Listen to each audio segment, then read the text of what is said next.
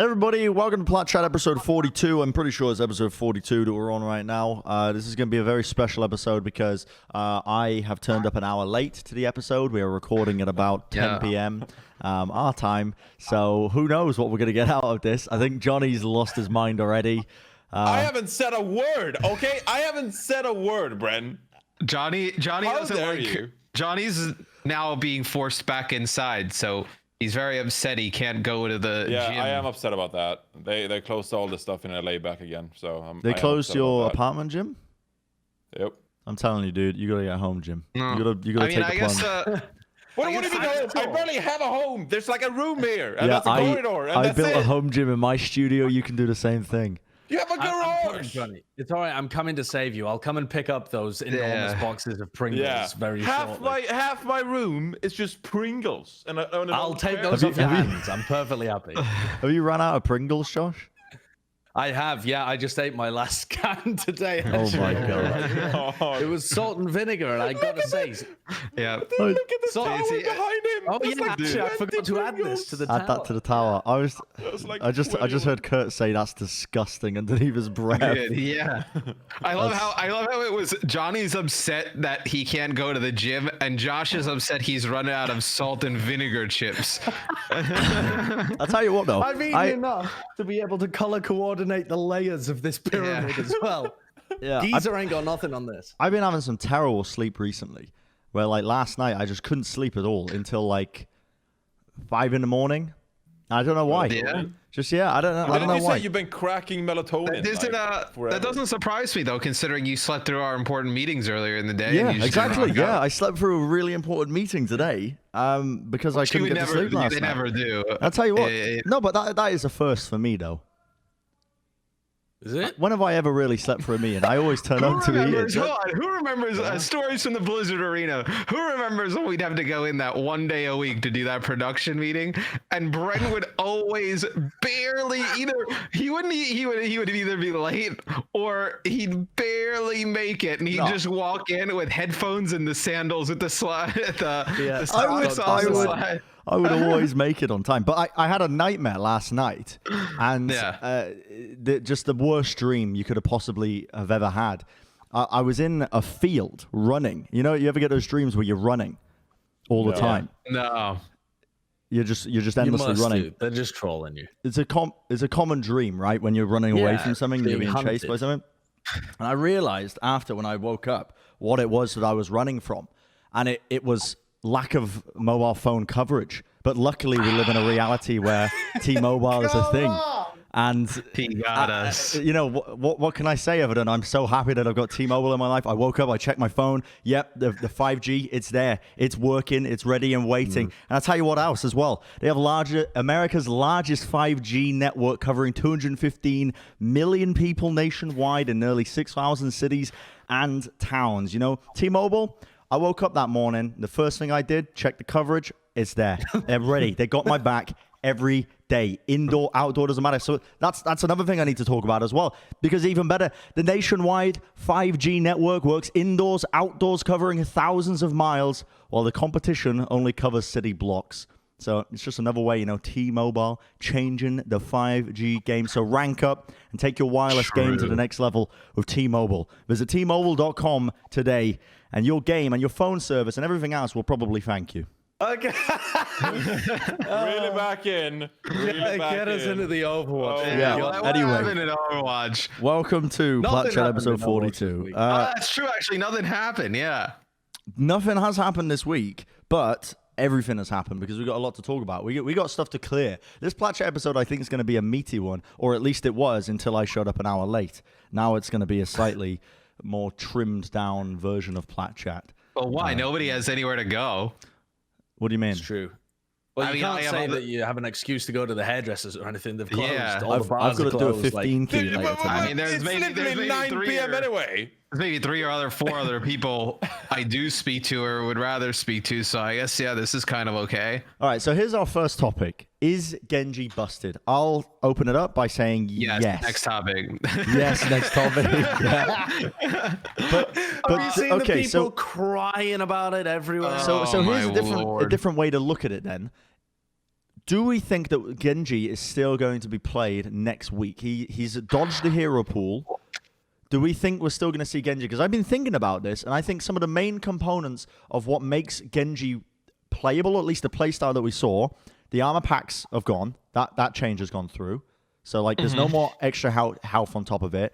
Anna's removed out of the hero pool, so no more Nana boost. So you can't really be comboing up that with his blade. We didn't see too much. There was a lot of naked blades that we saw.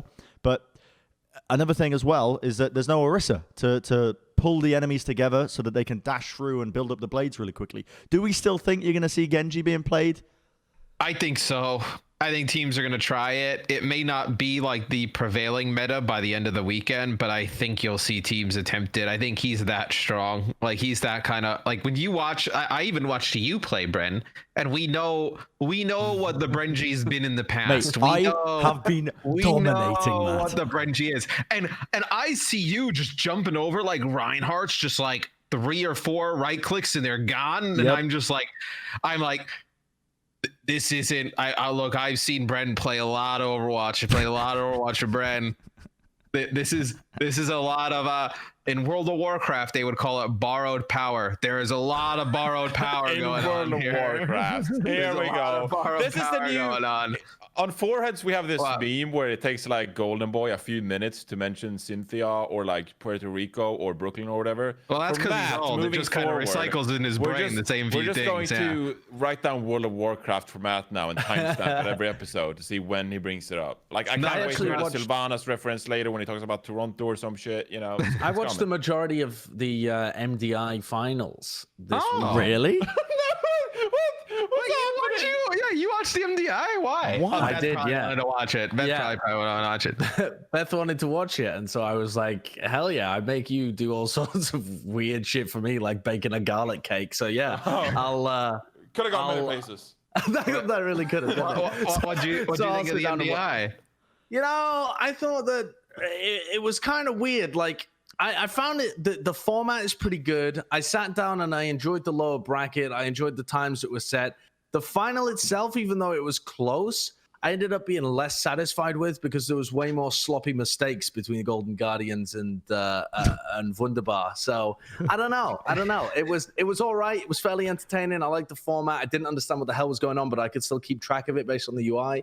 I like the time trial type of thing though. Like the competition's cool. Yeah, but the thing is, like, if one team like wipes 1 or 2 times, it's so hard to bring it back, and you're just waiting there for like mistakes. That was basically what happened. It was like one of those classic Overwatch series where it should be amazing, but actually, like, each map is just a roll the other way. You know what I mean? Yeah. It's like wow, it's a 5-map series, and then each map itself is boring just because. See, this is what I love as well. Is I made a World of Warcraft reference talking about Genji. Johnny gave me crap for it, and then him and Josh proceeded to go on and talk about the MDI for 3 minutes after that. I said one sentence. I didn't say a word. I've never I just thought you'd enjoy me sharing.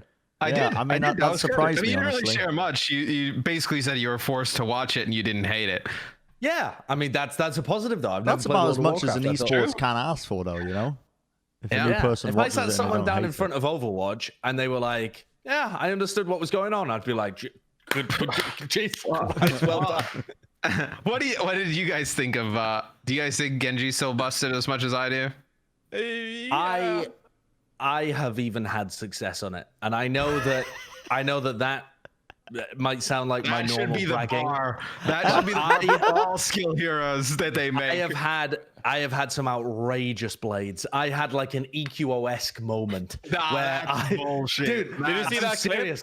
Did you see the clip? Brent's commentary over it? I retweeted it. Asked my subs. It's on Twitter. Baby Blue made it, yeah. It's on Twitter. I retweeted it. Kurt might be able to pull it up, actually.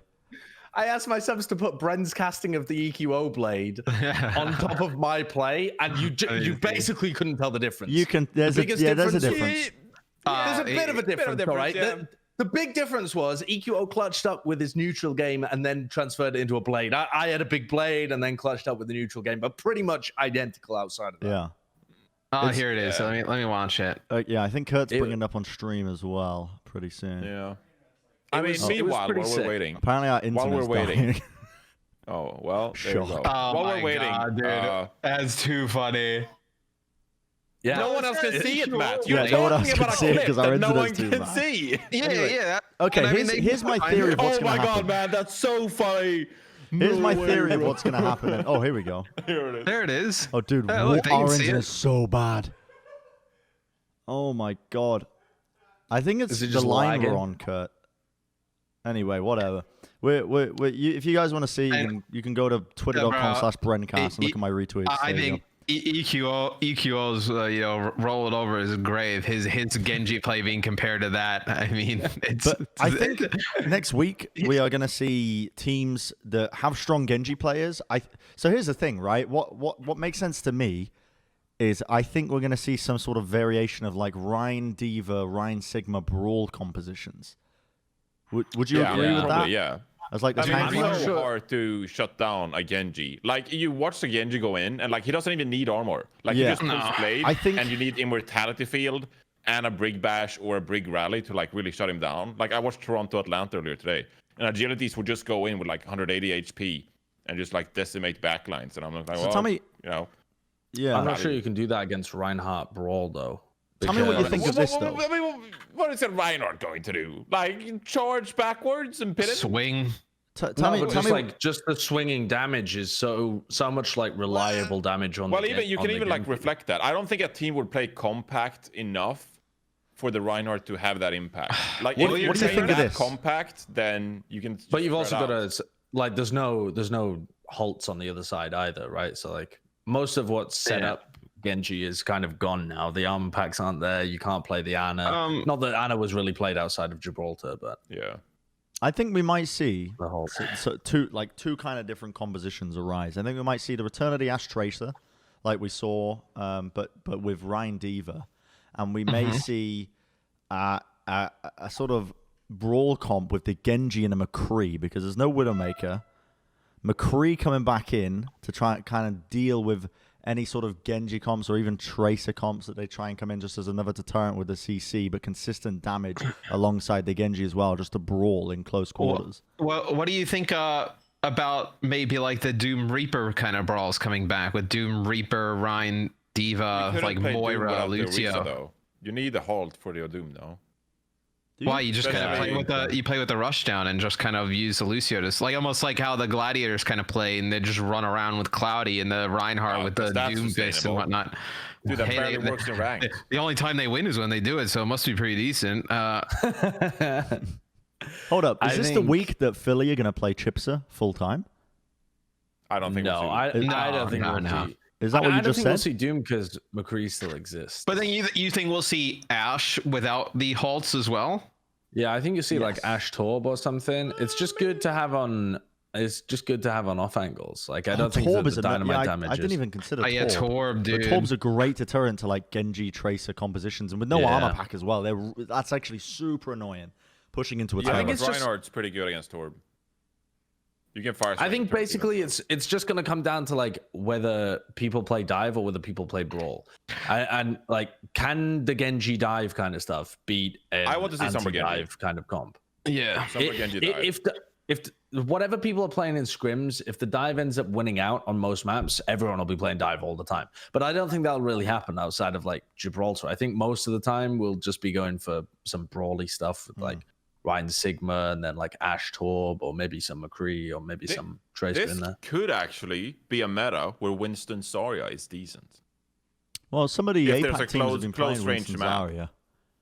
Yeah. I mean, the APAC teams just they fucking play mystery heroes. So, Some What of are your them thoughts do. on APAC region, Matt? huh? What are your thoughts on the APAC Oh, bro, region? I'm still triggered by those games I watch. I haven't recovered my sleep schedule. It's been tough, man. Like Chengdu? It's unfortunate. Genji? Like it's I was really shooting annoying World- actually.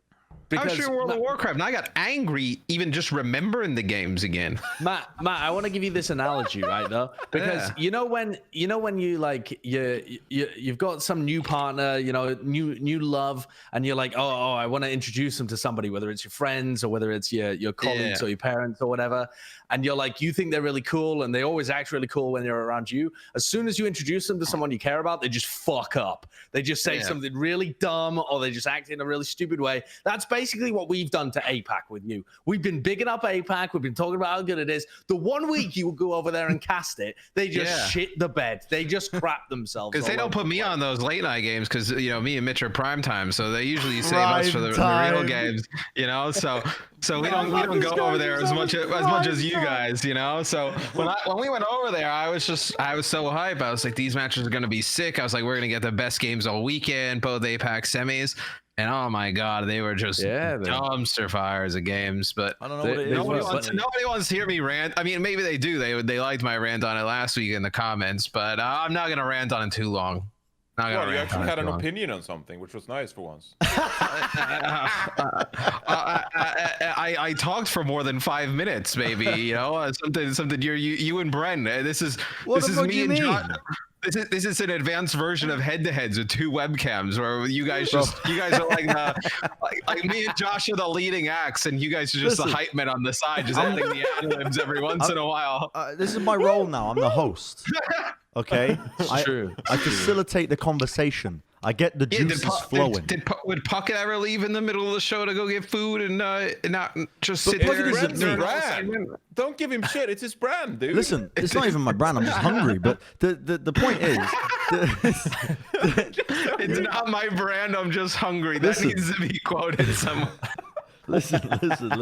I had to fill out a bio today, like a biography. And it's like, they asked me, what do I think my skills are, my unique skills? And I couldn't list a single one. I could not list a single skill. I mean, I couldn't really think. Yeah, I'm not really good at gassing myself up. But they were asking like any special skills, and I was trying to think like, what am I good at? And in the end, I went with I break the mold on broadcasting, because whether it's hosting, casting, or anything else, I break the mold. My analysis, you find me an analyst in any esports who's like me. They don't exist because they get fired about a month in. Rich, true, maybe? yeah. I don't know. True. No, yeah, Rich gets fired frequently, doesn't he? Anyway, you guys want to talk about something else? You seem to be done with the Genji. Yeah, I think we know that Genji is super busted. But, okay, what about this then? How would you actually balance Genji? Because that's the important part, right? Like, if you know he's busted, then you know he's busted. But I haven't thought about it. Because I don't think that he's like unreal busted. I think if they just tweaked his numbers a little bit, he'd be fine. I haven't thought about it because I want him to stay meta. There's no need to nerf him yet, so I haven't thought about it. I've thought about it. Remove May, Torb, Orisa, who else? Batiste, and then buff all the other skilled heroes, and then you're good. Okay, so you know when people complain about like they're like, oh my god, the top level casters and whatever, they're so biased towards certain heroes. They hate us Moira and Torb mains. I think I've promoted the remove all of these heroes that I'm about to list numerous times, but I'll keep defending it. Here's what I would do. I think. You want to hear what I would do? What? Yeah. So I would wait a week, maybe 2, and see how his win rates are being affected by the armor pack nerfs, in particular. Because I think that is a huge reason as to why he has been pretty strong. Now, at the lower levels, here's the thing. At the lower levels, people are still complaining about it. But I think when I posted my tweet about Genji saying how cool it is to see him back in the meta and everything else, and I got so many like gold, silver players saying, you have no idea how hard it is at our level of gameplay. He is so powerful. And I'm like, okay, maybe I don't. But also, I think that those people are just thinking of one anecdote where they got killed by a Genji because they were out of position, and then that's what they base their fundamental understanding of that hero on. You know what I mean? Like they don't really think about it. You're never in position anyway. Exactly, right? Exactly. Like you're making so many mistakes that Genji being overpowered is not really going to be contributing that much to your defeat.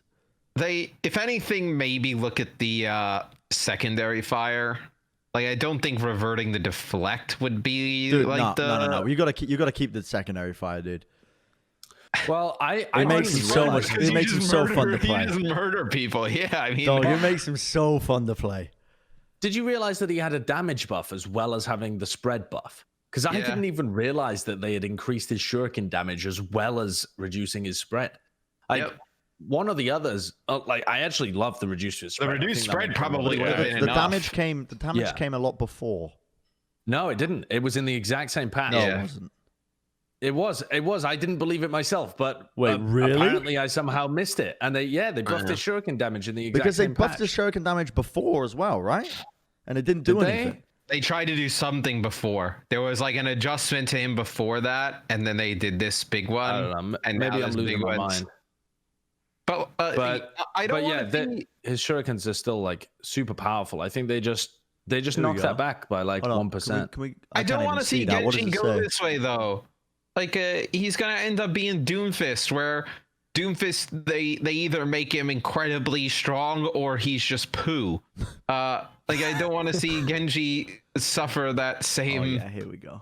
Same type of fate where this happens. Oh yeah, here we go. Yeah. Yes. Oh whoops. Oh, okay. What's going on here? We're trying to read we're the just setting patch it up notes for me so I can actually see. Hey, What, beautiful. Okay. Yeah, they increased his damage. What the hell?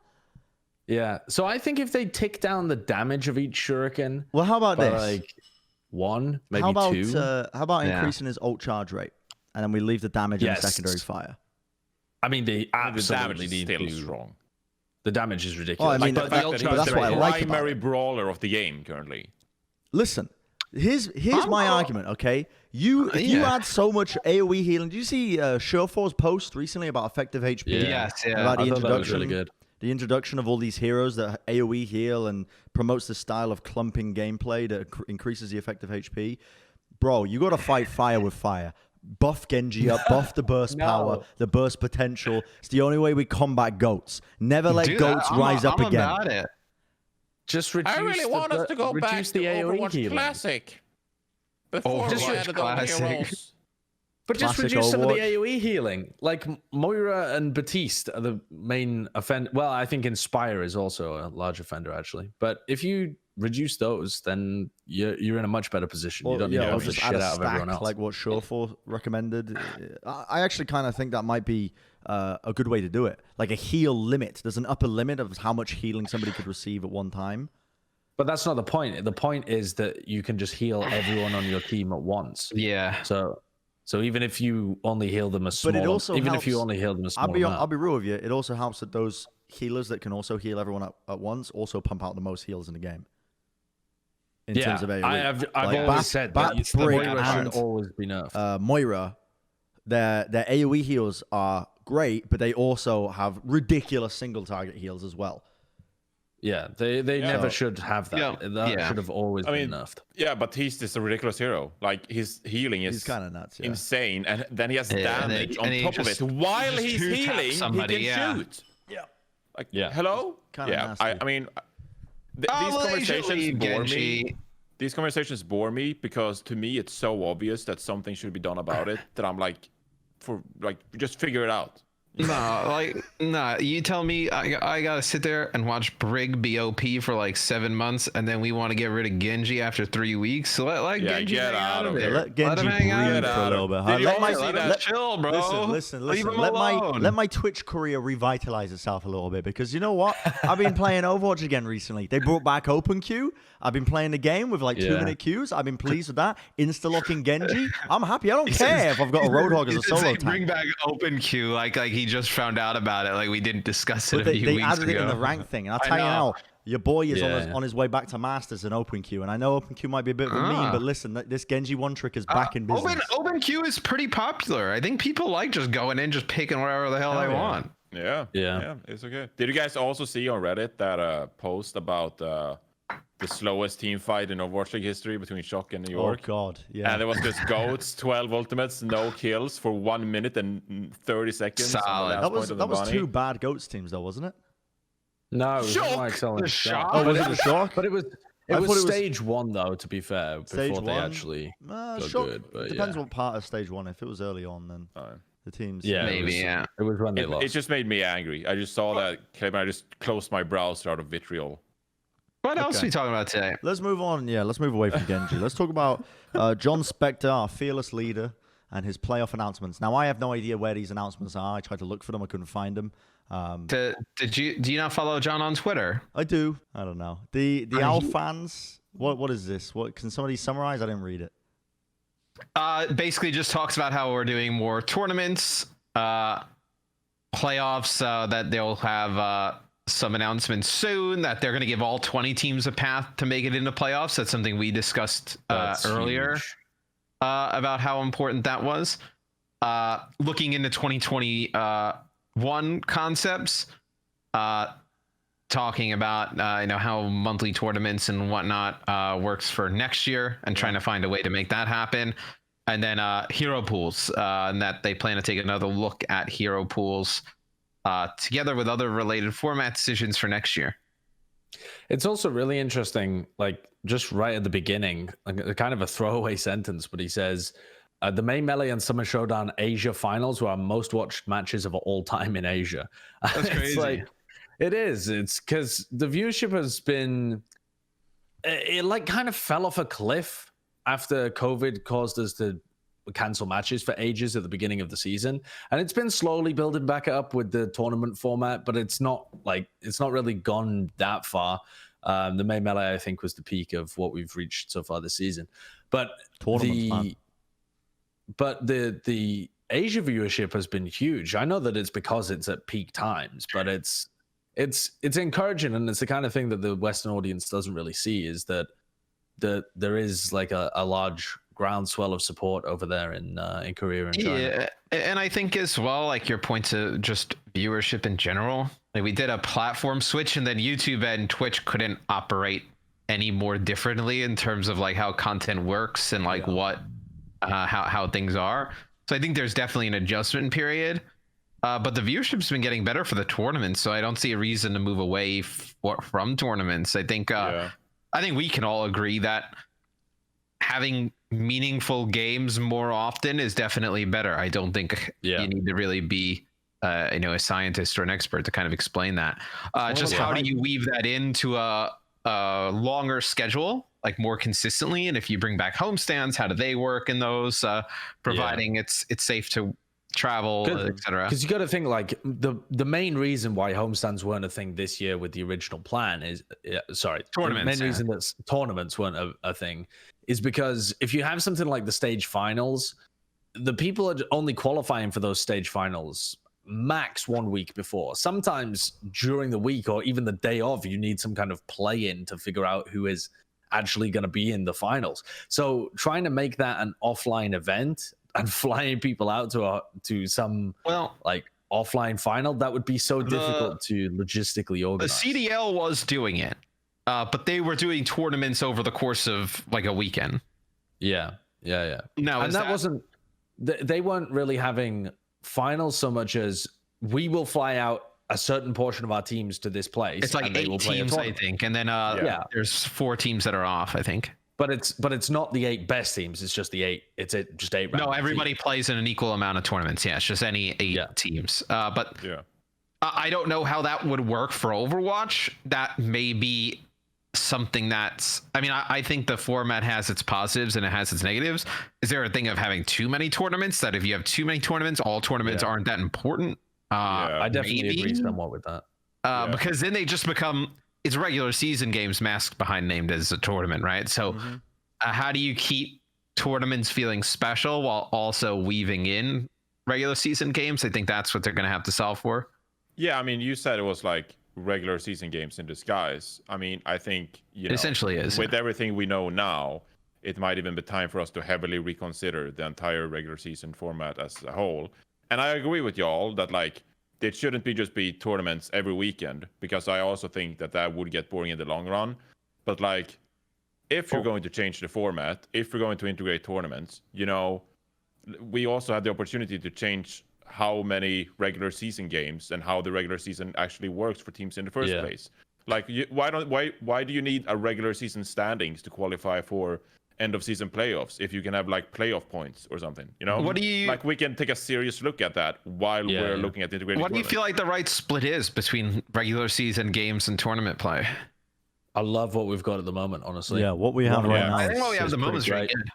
Yeah, I think we just need to change hero pools a bit around. I think you would probably, like, if you had this format for the entire season, extend the amount of regular season games you would play before tournament qualifiers.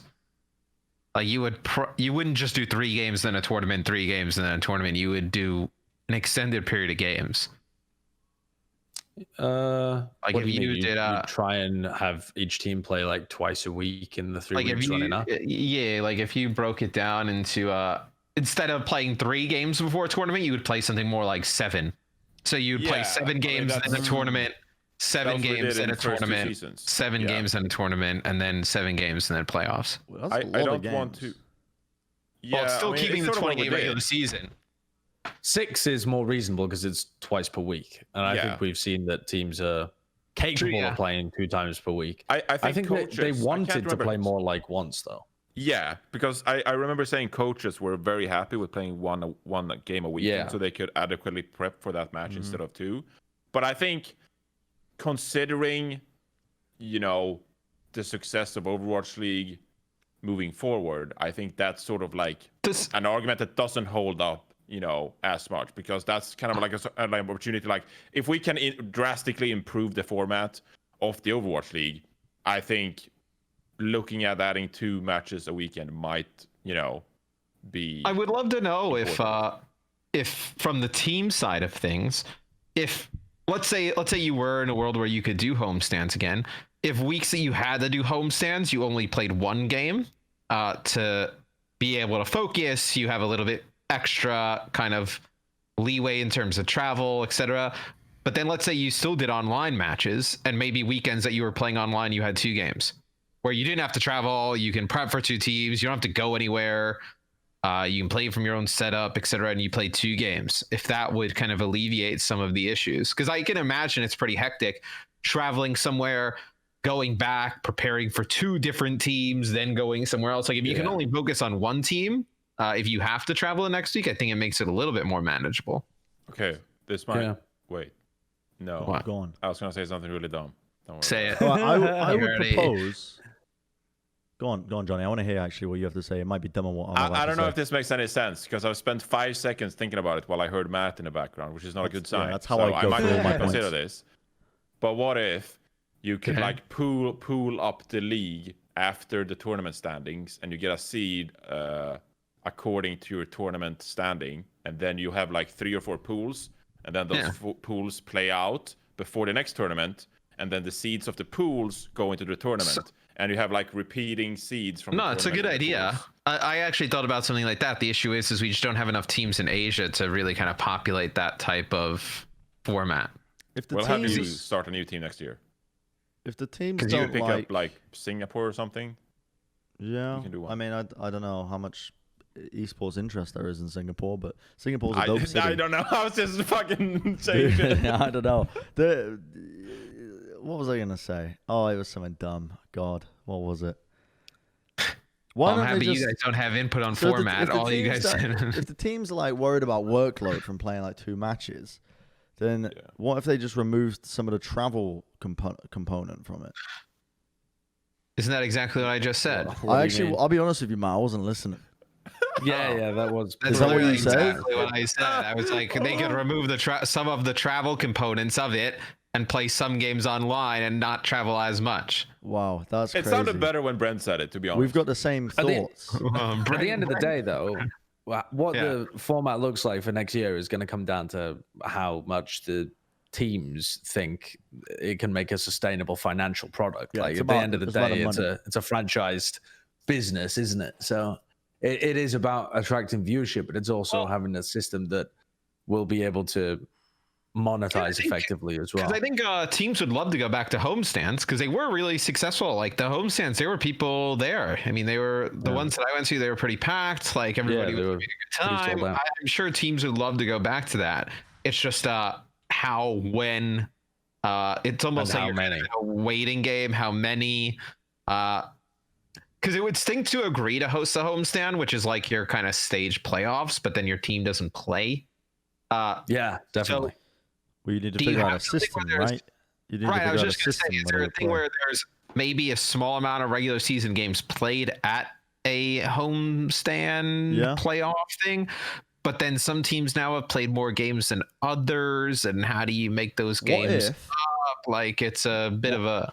What if you had teams play, and then they play at their homestand with other teams who would fly out, and then for the tournaments, for the finals, you wouldn't play them at a... Maybe you would play it at a home city, but you played them at neutral cities. You know what I mean? So, like, big areas in between... where everyone could travel to. You know what I mean? It's a great idea for how to sell 0 tickets. Take them and play them at an area where they have no like the fans. Finals, you know? The finals, you play them in like a city that's in between. Well, that's true, actually, but they're the finals, so everyone wants to go. The finals, What about this? But that's why I said the finals, not the regular season. Oh, I thought... okay. The regular season, you run at teams' venues, but then in between, you'd be like, okay, we're going to go to Vegas. We're going to go to Vegas, you know? We're going to go... You just want to go to Vegas, and I respect you. I agree with you. I mean, right now, I don't want to go to Vegas, but if they... The best possible system, though, in my opinion, is just to have the CDL, but then you have a champion of champions. So you have, like, you have the CDL system, but every time you win a tournament, you automatically book your place in the stage finals at the end. And then that way, you know, like, weeks in advance, which teams are going to be sent to the homestand, so you can like write it down. The only issue with the CDL format, from what I've seen, is that nobody has a clue what's going on for the end of the season. Like, everybody's watched all these games, and people win, people lose, but then they also get points to qualify for champs. But everybody qualifies for champs, but it's so hard to keep up with who's in what position. Yeah. But then, I mean, you just have a leaderboard, right? Right. Although I think, what if there was a way in which, okay, let's say you had the CDL type of format, but in between those, maybe the teams played in some kind of online, instead of doing groups in person, what if you did the groups online and you kind of staggered the tournament? So some weekends you had a live component of a finals with some online games that leads into another finals eventually, right? And you kind of elongated it. Yeah, there's been some factors though, with the online shit that have been really bad. Like, for example, Cruz's power going out was a big one. But that's just going to happen when you do online shows. There's no way to avoid that. Yeah, well, you avoid it by going in person. What happened at the Dallas homestand when the power went out there? Remember that? They have backup generators. You know what I mean? Like, not like it can't happen in person. It can happen, but they had a backup for it. I've done something to my thumb, and I don't know what. It just hurts. I do think online play against among a lot of esports is going to stay now, in terms of like being something that's consistently roped into season structures and whatnot. Yeah, because it's now that everybody can produce remote and from home. I'll be real with you. I don't know. I feel like there might be a resurgence after COVID. Where people want to travel to events and actually want to go to places and experience those hobbies again in person. Yeah, look, the events are going to come back in a big way, but I think online play is also going to continue because it's extremely cost effective. You can do it from anywhere. You can now remote produce it from wherever. Yeah, haven't CS been doing that for a while? They have like online groups, and then it's the qualification for the tournaments. Like CS does that a lot. COD, we used to do the Pro League online, and that was pretty much just seeding for the Pro League finals, and then everybody would just go to a LAN, right? I think what you'll find is that people were happy to put up with it now because they understand it, and people will be very mad if it stays like that. I also just see it as like a pendulum swing, and like we were very much in the favor of like, oh, we were in the Blizzard Arena, and we did 4 days of broadcast a week. In an arena, in person, with fans, with tickets. And now it's just, the pendulum has swung all the way in the different direction where all esports are just like online production, whatever. And what you'll see is some of that will stay on that pendulum swing. Yeah. But then as new investors get into the space, over the course of the next couple of years, it will gradually swing back towards LAN, because you will want to be the next impressive esports org that puts on LAN shows and sells tickets and venues, and you're just gonna swing back over time. Well, as you sort of lose grasp on what's economic What if they did rivalry. this, which I think would be actually a super cool format, is you mentioned the Blizzard Arena. What if you had 3 different spots across the world that teams played from? Let's say New York, LA, and Seoul. And every few weeks you mixed up the teams that were in that city and they played like a group stage tournament over a couple weeks with those teams. And then we mixed the pot again and then shipped them off to the next place.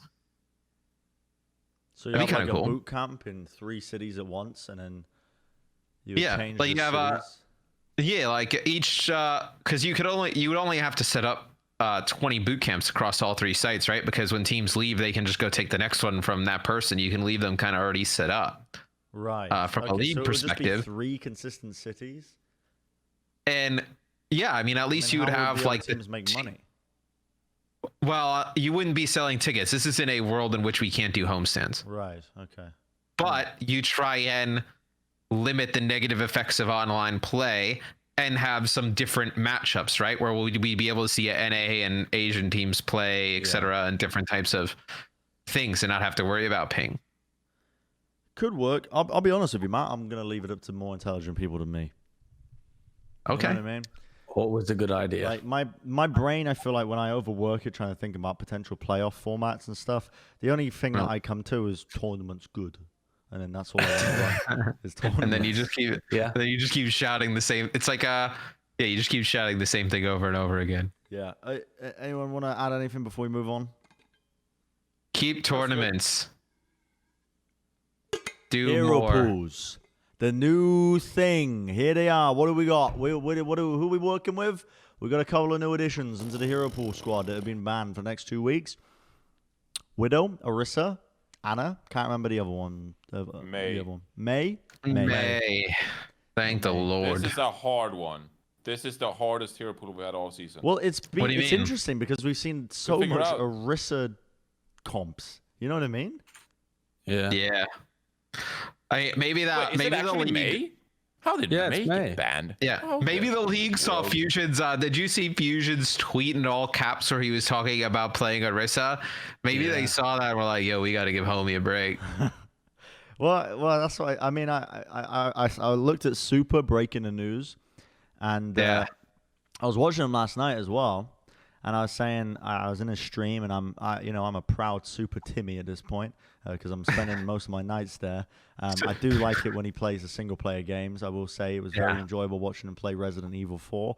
That boy. Super wanted to come on Plat chat back in December. He messaged Josh, and then Josh said, "Yeah, we'll figure it out," and then never messaged him back.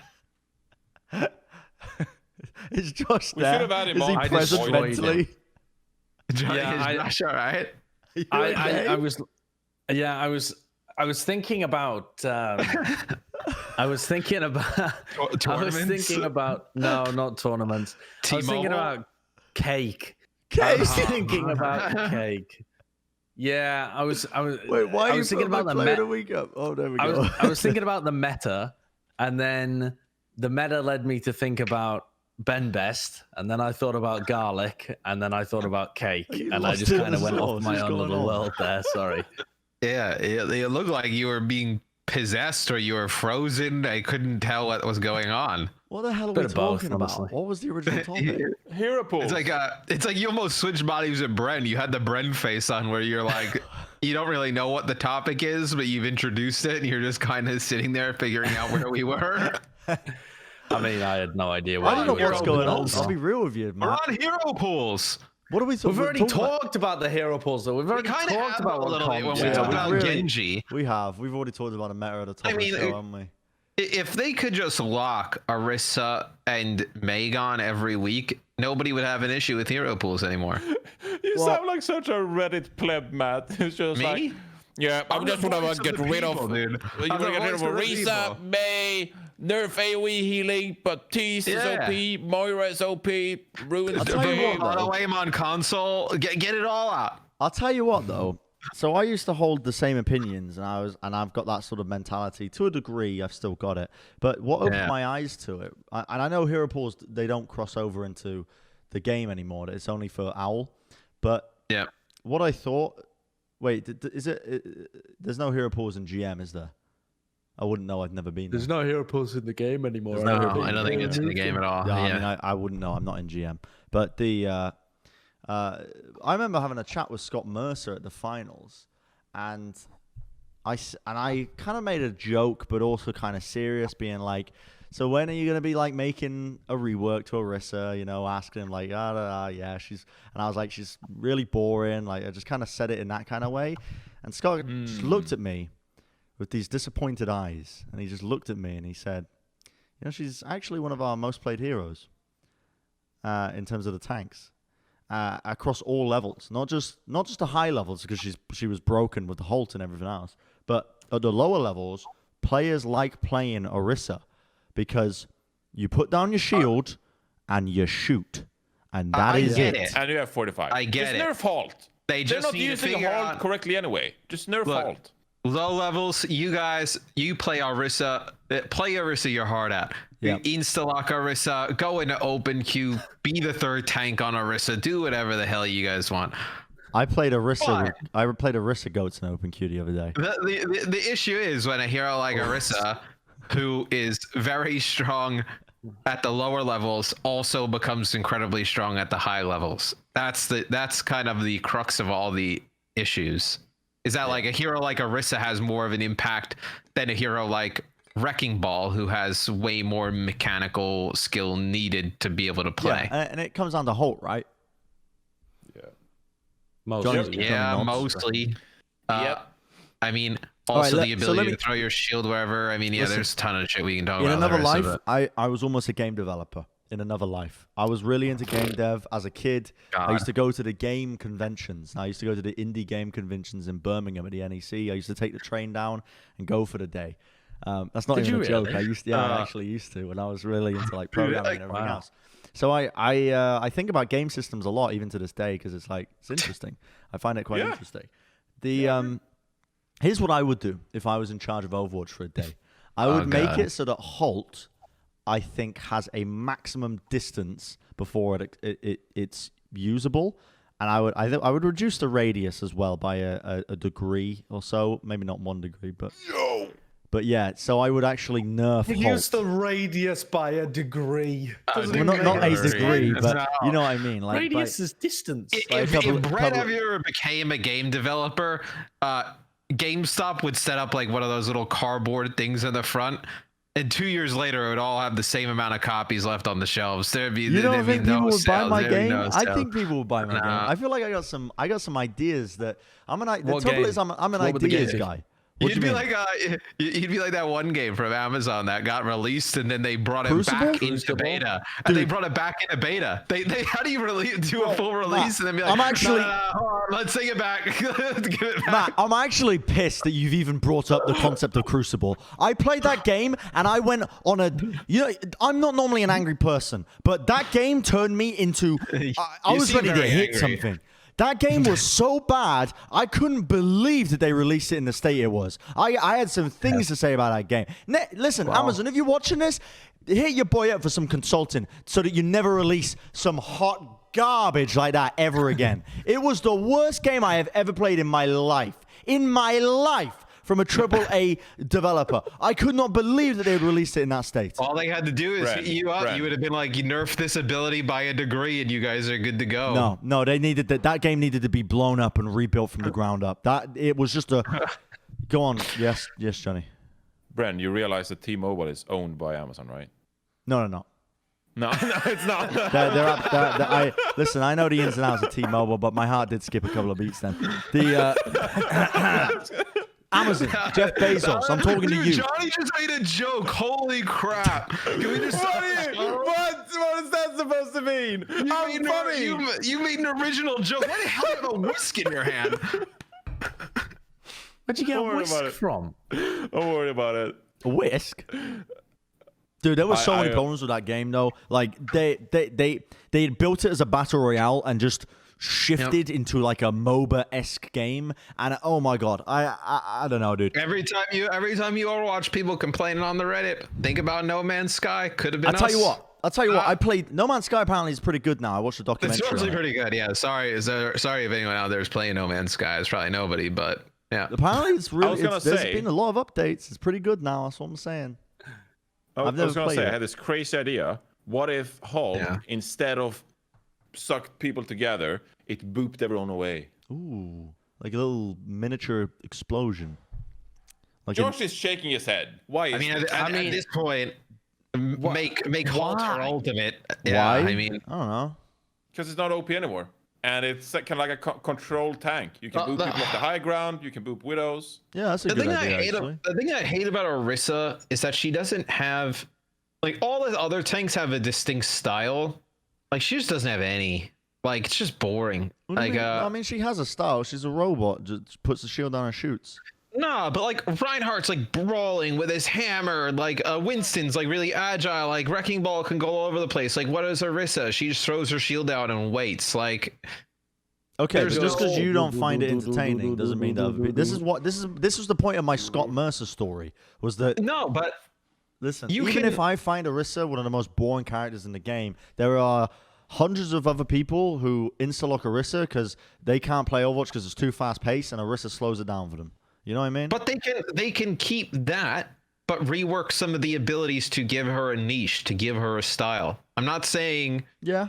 Yeah. I'm not saying put her in the dumps, although I mean if you want to put her in the dumps, it's okay with me.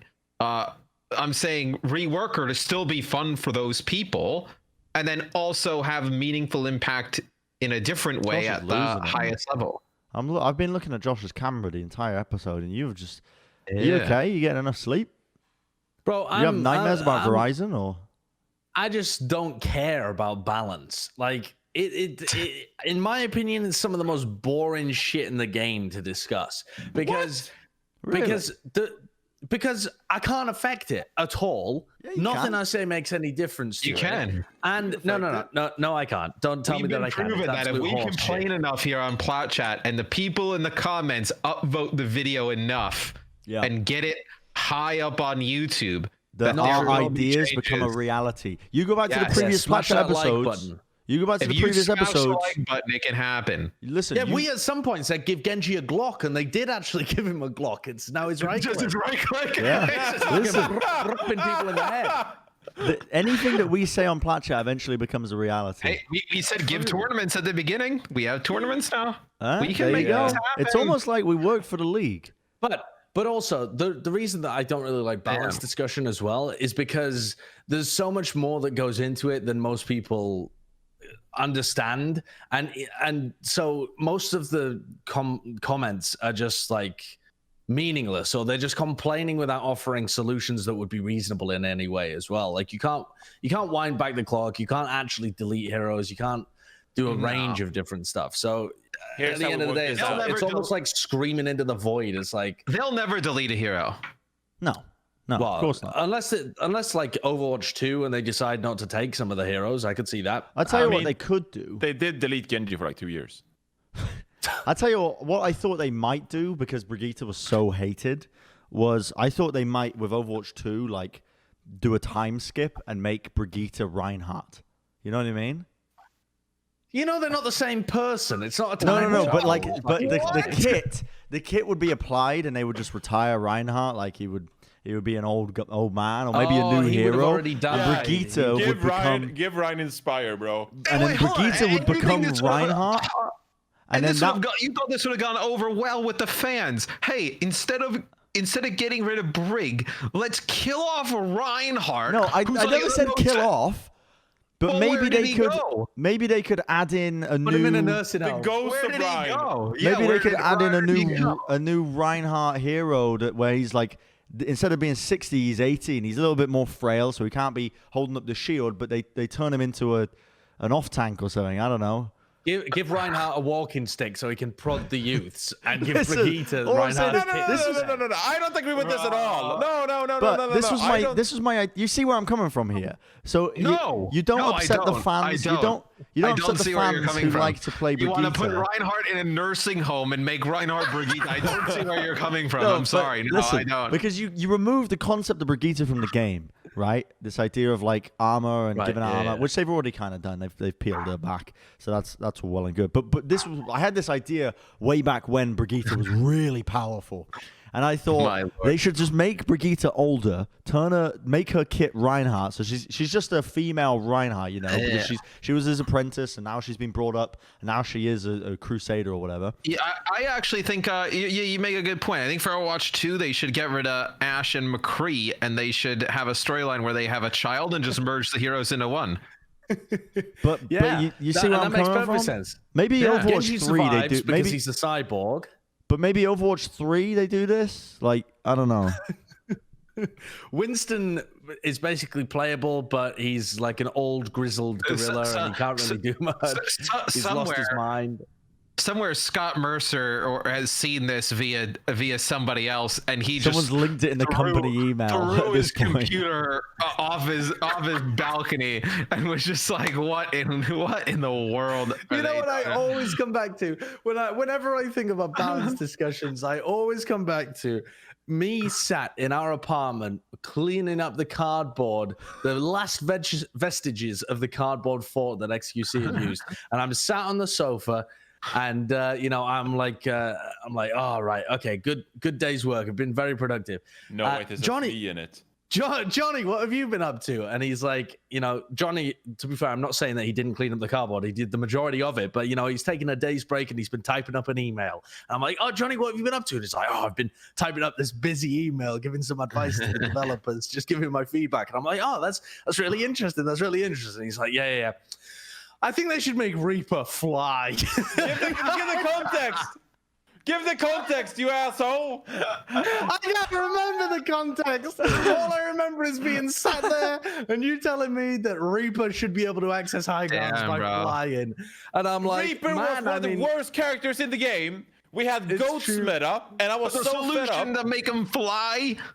Because it was so trash. It made him fun. He's such a stale character. He's super boring. It's like you walk up and you're like, pew, pew, pew. Although, to be fair, it would make it more fun. It's like, give him something fun to do. I'm be real with you guys. He even does it in the cinematics, dude. A game that was designed by me and Johnny would fucking bang. I'm gonna be straight up with you. It would fucking bang. You would be like gluing characters together after like a few matches. Like, oh yeah, how is that not fun? How is it not fun? Yeah, I would be the lore guy as well. I would write all the lore. I'd be the lore guy, dude. I would write all the lore, and I guarantee you that my lore would bang. My lore would absolutely bang. We should give like Winston really big ears so he can fly like Dumbo. No. I wouldn't. No, that's stupid. That's really dumb. But I think that later on there'll be a story that unlocks, and you'd find out Winston has actually been getting cloned the entire time. So when there's a time skip, actually there's a clone of young Winston in his prime, and he's stronger and better. Yeah, this is supposed to be a hero pools. You have such a bad perspective of time as well. Like, I remember watching the initial Overwatch cinematic, and it's like Winston, it's like the world is in chaos, Overwatch is gone, it's like there's no one left, and we got to Gibraltar, and it's if only Winston Reaper could fly, dude, he'd save the world. And he's like, yeah, I'm gonna get the gang back together. Yeah, I'm gonna get the gang back together for Overwatch. And I'm like, yes, I'm gonna be able to see the Overwatch gang get together. They're gonna save the world. And it's been like 4.5 years, and I still have to wait for Overwatch 2 to see the gang back together. It's actually like real time passes faster than Overwatch time. We haven't even gotten the gang back together. And you're like, oh yeah, let's just skip 80 years. Bro, no. We haven't even started Overwatch yet. We haven't started. It's not even live. We're still waiting for Winston. No, but Overwatch. Okay, that's why I said for Overwatch 3 we do a time skip. All good anime has a time skip arc where they skip. Bro. Oh my god. Can you imagine the Beyblade meta if every time they used Death Blossom he flew like a helicopter? That would be hilarious. That was Nano broken, not Reaper. Or is it a ship turned him into ripping it like a Beyblade that flies out of the arena. I'm gonna make an abrupt turn here, and let's start doing these power rankings because we promised. We have lost it. We promised the people. Oh my god. These power rankings. Now I don't know about you guys, but I don't think I'm in the right state of mind. But nobody's learned a goddamn thing from listening to this episode, other than the fact that Johnny turned his back on all his pro player friends, thinking that Reaper could fly. It'd be fun, and then you balance around it, you moron. Dude, what if they made Reaper's Ultimate a tactical nuke and he just ended the game whenever he got it? Moab, dude. Death comes. I'll kill goats, dude. All right, what do we have in terms of power rankings? Okay, I think because we've taken a week, we should not be reactionary Andes to the reactionary Randys, I suppose. But that'll get us views, though. But it's more controversial to do actual power rankings because you don't just put Paris at the top. Okay, can we do Asia first? I think it's easier. Let's start off with something a little easier. Mm-hmm. Okay. I think Shanghai is still number 1. Shanghai, I still probably have it number 1 as well. I actually disagree. Shanghai had one meta that they didn't understand. It's not like they got outplayed so much as they just didn't have a good grasp on the game, which I know is like a fair criticism of a team. Like you are going to lose if you don't have a grasp of the game, but if you gave them a little more time or any other meta, Shanghai win. But here's where it goes wrong. The problem with Shanghai was that Flera's Genji was not good enough. So if you believe Genji is going to be better moving forwards, are you putting your faith in Fleda improving? That's what. But I am not. It's not an individual thing. Like it's not Fleda's Genji mechanics. It's Fleda's like decision making, and I think that comes down to understanding the flow of the game more. Yeah, but at worst, they're second. Betting on him improving. You're betting on him improving. At worst, they're second. I mean, there's not really a discussion anymore for the top 2, right? No. But I still do think they're number 1. Like they've been dominant all season long. They lost the finals. Now I will say we need to establish a time frame. If that's the argument we use for Shanghai, I want to hear that same argument for the Philly Fusion when we talk about NA. Fuck off, Philly Fusion. Shocker number 1 in NA. Well, not a number 1, but I'm saying when we have Philly Fusion down at like when somebody says Philly Fusion should be behind the Florida Mayhem, haha, Yaki, haha, and then like no, fuck off. Yeah. Okay, so what is the time frame? We need to establish a time frame. Is it 1 month? 1 month what? 1 month of games. Going back, do we look back at 1 month of footage? Last 2 tournament? weeks? 1 week? I'm going to be real with you. I think over the last month, Guangzhou Charge have been the more consistent team. You can make an argument for that. Absolutely. I'm looking at just kind of where I think these teams are and going forward for the rest of the season right now. But then we have 3 I would trust Shanghai more in that. But you still got to think like going into next week, we don't even know that it's going to be a Genji meta at all. No. Right. So just basing everything on the recent Genji tournament, I think would be too reactionary. Like we already know that Shanghai are by far and away the best team in Asia at every other meta that we've had so far this year. So it seems kind of ridiculous to me that Guangzhou overtake them just based on one. Well, I would argue as well, though, that the general team play of Shanghai has been slipping steadily. I mean, only in this meta. It hasn't been slipping steadily. Like, what? You think that even 2 weeks ago, you think that Shanghai looked bad at all? Well, they played against bad teams, right? They were dunking on teams. It's hard They've been dunking on teams forever. It's hard to tell when you shit on teams. When they go up challenge, like, I don't know. Well, how many teams can? I think that's another discussion. Can challenge APAC region. How many teams in the APAC region can challenge those top 2 teams? It doesn't look like many anymore. Yeah. Okay, I concede. I concede. The Dragons are number 1. I actually think our APAC rankings are spot on. I mean, I don't even know what you do past Guangzhou. I mean, maybe Seoul over New York. I would probably still put New York over Seoul. You think? New York have looked pretty tragic recently. Yeah, Seoul have looked tragic too. Seoul have been actually playing against like just Shanghai repeatedly. Like they played against. But you said. But then New York played against Guangzhou. Yeah. You said Josh, that you said that Shanghai really only looked bad in this meta because they couldn't figure it out. I think that New York also really suffered from not having the meta figured out, and as such looked worse than they really are. But New York have looked bad for quite a while as well. Like it's not like they've been dominant. But yeah, Seoul won one match leading into Summer Showdown. You think if Seoul and New York were gonna play, if they played this week, who would you take? Wait a second. They won one match going into the Summer Showdown because they played against Guangzhou and took them to 5, and then they played against Shanghai and they took a map off them. The only team ever, by the way, to take a map off that full roster. They actually played really well in the run-up to the Summer Showdown. They just had a rough schedule. It was like actually some of their best performances ever recently, the Seoul Dynasty. So it's not like they've been bad. No one's arguing they're on the same level as Shanghai and Guangzhou. I mean, honestly, I put Seoul over Newark in my rankings. They're about the same. I think you can leave Seoul at 3. I think they're about the same. I don't think. Do I have any faith in the Seoul Dynasty to perform on any given day though? No. I think there's better. My respect. I still think there's a better chance New York gets better the rest of the way than Seoul getting better. I think this is what we have from Seoul the rest of the way. Yeah, maybe, but I also thought that about the Spark, and they have continued to my lord, actually get worse. So I hope they pick it up at some point soon. They are actively getting worse, the Hangzhou Spark. So Spark look like a team that's upset that John said all 20 teams are going to be in the playoffs. They're like, oh man, we were trying to dip out early. Hangzhou looks like the Gladiators. Ooh, yeah, a little bit weirdly.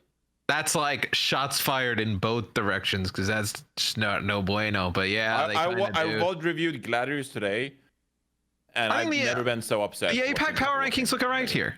Yeah, they look alright. Yeah, I think they look fine. Yeah. Well, yeah, Chengdu does giga suck, don't they? Yeah. Chengdu. Remember when Chengdu didn't play Genji? About Chengdu. Don't Genji manager. Remember when you're trying to trigger me, and I'm not gonna do it. I'm just gonna stare at the screen. Okay. I'm not gonna say anything. Let's get rid of these tier breaks in NA. Let's move these tier breaks out of the way. You can just move the tier break. Yeah, nice. I want to move Paris. Hello? No. Wait, what's going on? Keep the tier break in between NA and keep the big one. The big one. Yeah, there we go. Who the hell went down there? I want to move Paris above Florida, which is obvious. I don't know if I want to move them above Philly and the Shock, though. You sure? I think Paris might be very good in a brawly meta with Rhine Diva, Rhine Sigma. But I think for the same, obviously Shanghai is much better than the Fusion, but I think there's something to be said for the Fusions consistently amongst all metas performing decently and still maintaining at the top for most of the season. Are the Fusion going to default back to Carpe and Hisu? I mean, that's what they're going to do if it's double hit scan, right? Yeah, like, you're which not I going to think have is quite likely. That isn't. Right? I mean, they were still winning games. It wasn't like they were getting blown out with that team. But can they stand up against some of the teams if they are playing some, like, I don't know, some Torb hit scan or anything else? I think on paper... Dude, they were sick when they played Torb. Carpe was nuts on Torb. Yeah, Carpe's not a problem. I'm talking Hisu doesn't really stand up to a lot of the DPS on those top teams. Yeah, I mean, I guess, but I guess the benefit argument, is, right? I think Fusion looked really good because EQO was playing Genji.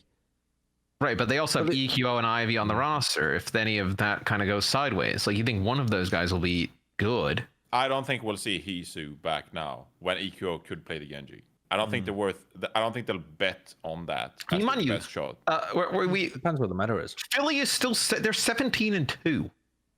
Yeah, but they played against shit teams. But it's you can't dismiss Genji. You know, you can't predict Genji's gonna be meta, but you can't really dismiss Genji being there as well. If you've had such success running Genji, there's a good chance you'll be able to extract some value. It's not gonna be 100 or 0, but you can extract maybe like 60% of Genji's game, and that will be enough to give your best shot. I don't think that they'll look at Hisu and Carpe as their best choice unless it's dramatic, like an overwhelming hit scan meta. Probably, but even in hit scan, we've seen them use EQO in the past. Like what Melee, they used EQO in double hit scan setups. I think Gibraltar. Don't have him play Tracer. That, you know. No. I think that Philly should be ahead of Paris because even though Paris made an amazing tournament run and beat the two best teams and established themselves as absolutely the best team within that meta, I think that it's more of that they're like a really dangerous upset team, but I still want to see more from them in terms of their performance in a range of different. They're kind of like the Florida Mayhem, where they had a really good run with a meta that suited them perfectly. But Florida Mayhem wasn't tremendous in this Genji meta, right? Yeah, Paris did a lot better. I mean, they beat the Shock. Obviously, they win. Yes. Yeah. My issue with that is I'm trying to predict Paris, and I think Paris with Widowmaker out, we're going back to like a Reinhardt Brawl comp. Paris really did well with that earlier in the year. With They did, XE on actually. McCree. And they I'm a actually little did bit- well in the finals. Like 2 of the maps that they won were those control maps against Philly. So Yeah. like half the maps that they ended up winning were when they weren't playing Genji. They were So playing I'm like May comps. concerned. So. I'm concerned that we are underestimating Paris for the future here, and we're all kind of like. Is putting them third underestimating them? I feel like Maybe. we're. I feel like we're putting. Won, I feel like okay. Here's what this is. This is a little term I'm gonna just invent out of nowhere. We're putting pity stock into the Fusion here because they didn't win the finals. That's what this feels like. Pity stock. Maybe a bit. I mean, do we ever think the Fusion are going to be able to beat the Shock? Like, personally, I don't think so. I don't think that the Fusion... I feel like the Fusion really Shock benefited implodes. from Paris knocking them out. Yeah, I mean, I think the way that you would look at it is like, I think Philly, at least in my opinion, they'll be good in every meta, but I don't know if they'll be the best in any meta. Like, Yeah, I just feel like I agree on the Fusion points, but it feels very dismissive to what Paris just accomplished and, you know, what they were able to do. They beat Shock and Fusion back to back. And even if it was only one meta, Like, they still have then we XE, may as they well- still have Fielder, they still have Hanbin. and we may as well And put I think Guangzhou above Shanghai then. Well, No, because it's not the same thing. It's like consistency, It's- right? The Shock have been consistent for so long, and Shanghai have been consistent for so long. But in terms of recently, Guangzhou have been really good, and in the same case, Paris have been really good. But the case is not about Shock. Like Shanghai is still above Guangzhou, as I think Shock is still above Paris. Yes. But Yeah, the question is Fusion or Paris? Who's number 2, Yeah. right? Yeah. So it's not the same as Shanghai Guangzhou. Paris and Philly have actually, they're perfectly even in terms of their map scores against each other and their match scores against each other. They've always gone 5 or like to the final map. I guess you can't say they've always gone to 5 anymore because we had a 7-map series between them. Compromise. Yeah, and they're 11-11. How about we put Paris above Fusion just to upset all the fans and really get them to watch the episode? No, I think that's right. But we're think split that's 50-50 on that. Yeah, all right, I'll accept that. Yeah, I think Paris should be them. above them, legitimately. But also at the same time, for those of us in this call that don't think that Paris should be above them, that's my argument. Is it's better for the clicks, you know? True. I feel like it's just more gonna come up with controversial a to have them banging in third. title for this. I feel like it's more controversial. Paris toppling the Fusion. Yeah, I mean to say that, I think if you were trying to get people angry, you would be putting them in third. But I think our title Yeah, for this I- episode yeah. should be, though, this week is Chips' meta. That should be Even the though we- title. Because I mentioned it once. Yes, I think the people... people over and over again. I think we can argue Paris and Philly for a very long time. What do you do with the rest of NA? It's a Right. cluster. After that, it just becomes dreadful. mess. Let's start think- from the bottom. Let's start from the bottom. Yeah. Well, so this is where it becomes harder because if we're judging teams based off of like Genji meta and what we just saw, then what Washington moves like way up, right? Yeah. Yeah, I think they look we better. might start to see teams be able Toronto to play... moves up. I think we get to see teams play Genji if it suits them, Tracer if it suits them. So I think... But this is a lot why I of don't these like teams doing are power around rankings like this though, because if we're just gonna judge teams off of what we saw with one meta and kind of But throw the rest of it away. We're not though. We haven't done that for the rest of it. It's not just the most recent meta. It's how you expect them to perform moving forward. Like you have to take the most recent meta into account because that's Yes, you more do. likely moving forward into the future because Genji has been buffed. But also, I mean, like you can't expect Toronto to always be making top 4 finishes. It just ain't gonna happen. You know? So it's pointless to put them in 4th place. Likewise, I think like Boston. You just have to put them in last place because they've been Boston has shit to, all season yeah. long, and they look shit in the most recent meta. So, like, they had a little bit of a resurgence, but you can't justify putting them ahead of They anyone. didn't even get wins. They got maps for the most part. They barely got wins. Yeah. Yeah. Here's So the that's question: not do you an put argument. Gladiators second to last? but they've been consistent throughout the season. They haven't looked terrible. No, they haven't. Have they Recently, not? they have been massively inconsistent. They've been bad really lately. Even outside of this meta, you look at the matches that they've won and lost. Like it all started with that loss to Boston, and they lost to Boston, and then they got, and They then had they close beat games the against Atlanta Boston. Reign. Playing cloudy. Yeah, Playing the cloudy sure. strats. They beat the Atlanta Reign playing that weird cloudy shit. Then they lost to the Houston Outlaws, and then they beat Washington, and then lost to Washington. Like this is a team that has no identity, that doesn't understand how it wants to play, that is losing to bad teams. Like they are wildly inconsistent. I don't hate this because if you look at the teams underneath them in the standings, they're 6-6 right now. Houston is below them, but we can say Houston's kind of trending in the right direction, right? Yeah. Like they're going in a positive spot. Toronto, I think they're going in a positive direction, right? Yeah. Dallas, they're probably debatable, not really moving. They're definitely better than the Gladiators right now, though. Probably. Vancouver, they're looking respectable. I don't know if Vancouver's better than the Gladiators. I've got a little bit of a theory here with Vancouver Titans. And I think Are we done with Gladiators though, Bren? I'm happy with Gladiators being here. Do you put them below the Titans? Because I have a bit of a rant. Yep. Oh, you got a rant about Gladiators? I would review them today. Yes, go on. And I was so incredibly disappointed by the teamwork they displayed. And they just looked so lost. And they were all over the place. And they got picked. And they just had no team synergy whatsoever. And I think when didn't DPay tweet out after they lost to Washington Justice, just like, you can blame this on me, whatever, like, it's understandable, we should be better than this. I think this team needs a dramatic shift in the attitude towards their play style and shot calling moving forward, because that was a horrible loss. Like, OG and Space were at different locations all the time, and because of that, they just fed. Like, OG would just go in and int. He would be on the cart or on the point by himself, while Space would try to get frags on a flank with Sigma. Big Goose would be a bit lost on the brig. Shaz would throw out early mortality fields. And it just seemed like their entire shot calling structure and their win condition was not clearly defined enough. And it just looked absolutely horrible. So I think this team really needs to retool how they think about the game and how they approach the game. They probably need to rethink who are their primary shot callers and move away from this super aggressive playmaking kind of style, because it's not working. Like, honestly, OG has been fantastic, like, for the majority of the season. His Winston stats, his Reinhardt stats are up there. He's like carried some of these matches. But I honestly think it would almost be best for both parties, and this might be a hot take, that OG gets transferred to another team and they get a new main tank. Because Space had some phenomenal, like, decision making and some good flanks, some good play, but it just didn't work with OG. Like, they just weren't on the same page.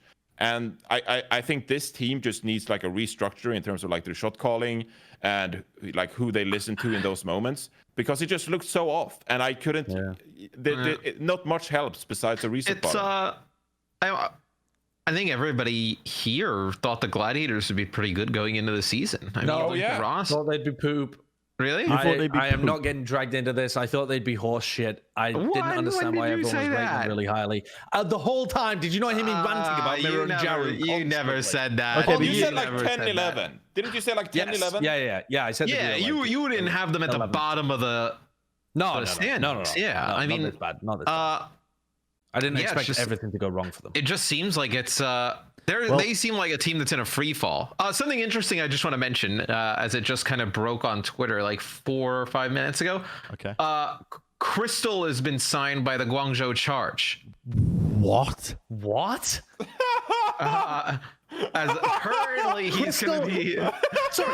He'll be a 2A. Currently he's going to be. Crystal, as in the guy who's under legal problems with the Spark right now. Crystal, as in the guy who, like, benched himself and went back to China as a 2A player by the Guangzhou Charge. Yeah. What?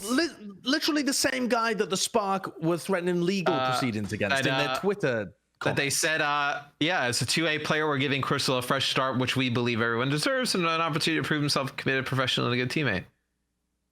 He was a good player. I think they've done this. Yeah, he was a good player if you could actually lock him into playing. Dude. I think this is a PR move. That's what I think. Dude, someone is smoking some crack over at the Guangzhou Charge place. Yeah. They just made a deal with Herbalife, and now they've signed Crystal. Yeah, I don't know what's going on at the Guangzhou. I don't know what's happening. Shit. I don't know what's going on over there. So they're pumping Skittles into something. I don't know. I just wanted to bring that up pumping Skittles into something. What kind of saying I saw is it. that? I saw a break on Twitter, so I figured I would bring it up. No, but for real though, that is such a weird acquisition. The only thing I can think of is that it's like a PR move because Crystal's still a really popular player in China. So it's like, oh, we can pick up one of the most popular players. I don't know what his stream numbers are like, but Crystal is one of the most popular players in China. He was good when we saw him on Hangzhou, and he's a good was player. able to play. He's fantastic, but he literally has got into so much shit with the Hangzhou Spark that they were talking about legal action. I think they still are. They're in a legal battle with him right now. Like, how mental is that? I don't even know any of the details about it. I guess people thought he may have he was going to potentially go to Chengdu, but bro, I mean, yeah. Well, it also doesn't really make sense because this is Crystal is basically like a slightly better version of Eileen, but Eileen has just got better and better so far this season, to the point where I would just want to stick with Eileen. I don't know. This is kind of crazy. Dude, I think he's a 2A player, so he probably won't see him play. Guangzhou kind of losing it, right? I don't know. What? Someone they got to the top and that. I think they got really drunk in a celebration party after winning the summer Showdown. They made a bunch of napkin deals or something. Bunch of those classic napkin deals where you signed off your life on a napkin and it's legally binding. I think that's a myth anyway that doesn't actually work. They wake up the next morning and they're like, oh fuck, oh what happened last night, Kevin? And it's I assume they were all called Kevin at the Guangzhou Charge. And it's like, oh mate, what a hell of a night. I love that. Let's go see what was happening with the rest of the squad. They walk downstairs and Crystal, what the hell are you doing down here? I play for you now, don't I? You signed the contract last night. Oh, lovely. What you eating? Oh, just some Herbalife. just snacking away on some Herbalife. What the fuck did I do last night? Someone's talking about buying those healing crystals. I mentioned this. I didn't think this signing would be as impactful mentioning it on the show as it has. As Bren just walked off. What else are we doing with the NA? Do you really want the Gladiators below? I don't think you can put them below the Justice. I don't think you can put them below the. Oh wait, no, maybe you can. I don't know. I think Justice and Titans are definitely down there with the Gladiators because as much as they're like both trending in the right direction, it's not like the Justice have gotten big wins recently either. They looked better with Genji in the meta, and they did beat the Gladiators, but they were having their asses handed to them before that, and they've looked fucking shocking all season long. I think you put the Gladiators above the Titans and the Justice, but not above the Defiant. What do you do with the Dallas Fuel? Dallas are a weird team because they've recently been getting better without let's Decay. go to the bottom of the table. Let's finish, I guess, the bottom. Titans above Justice, I think. Well, bro, Titans above Gladiators. I don't think Gladiators should be that high. It kind of hurts me. Why is Gladiators up this high? I go to pick up my donuts and suddenly Matt takes control of the fucking show. Huh? Hello? What? Well, the Gladiators recently lost to the Justice, but they beat them like 3-0 right before that. And they beat the Atlanta Rays like 2 weeks before that as well. If the Justice lose to, I mean, they're doing interviews, the Justice, and they're like, yeah, we have 2, but he'll just 1v6 you guys. Like, they don't have Genji. I mean, that team, they're playing in the 13-12 match to see what happens. You want to hear my theory? I mean, not really, but okay. I think the Titans. I think our internet's lagging because you're responding like 2 seconds later. It's really throwing me off. Oh. Yep, there you go. Either that or your brain is just slow. Could be one of the two. Don't know yet. It's a combination, probably. We haven't figured it out. The Vancouver Titans, I think, are the only real like low-level team right now with something serious that they're playing for. I think the other lower-level teams have kind of forgotten what it means to be a fighter. You know what I mean? I think the Titans are fighting for their livelihoods. You know what I mean? They're hungry. And you don't think the other teams They're a hungry are? team. I think they're a hungry team. I feel like it's easy for this mentality of apathy to get infected in a lower level team because the season's so long, and especially as you get towards the end of the season and you're not really seeing any improvements. Like, what the fuck are your hopes looking like, you know, when it comes to the playoffs? Are you expecting to go on a miracle run? If you're not seeing improvements now without radical change, when are you going to see those changes? But the Titans have come in. Some of them are playing in the middle of nowhere, you know. They're literally on the other side of the world playing on 200 ping. And they're beating some of these teams, some of these players that have been in the league for 2 years, and they are fighting for their lives, for their livelihoods. Yeah. I could see the Titans getting better and better, honestly, and being like this mid-table team capable of upsetting other teams. Well, how much better are they going to get, though? I think they'll continue to improve. They've got they like started out really rough. What's their ceiling, though? I think that they could overtake like a Toronto or a slump in Atlanta and be like, you know, they'd be like middle of NA, like lower level middle NA. I see upset potential. Well, I think a lot of people are going to point to their game against Paris where they managed to take a map and be like, see, these guys were able to take a map. The thing is, it started out scrappy and then they got demolished on the next 3 maps. So, I mean, if you think back to that game, the scoreline makes it seem closer than it was. I mean, they got shit stomped on Kings Row and Volskaya and Gibraltar. So it really was not close, apart from that very first map where the Vancouver Titans kind of stole a win. But even so, like, I agree with their position in the rankings where we've got them at the moment. They're just a team on the rise, but they're still at the bottom. Anyone else? I mean, I think the rankings are still miles off where they should be, though. Yeah, I think we just got the bottom Well, set. All right, so is the bottom 4 defined? I think so. Are we fine with Titans over I Gladiators? would like Titans above Toronto. No. I see Titans succeeding. No. Toronto made a fucking top 4 run. Toronto is a legit team. They are Like, they're a Genji. actually good. They are a Genji one-trick team. No, they're not. Like, Yes, Korea they played are. well.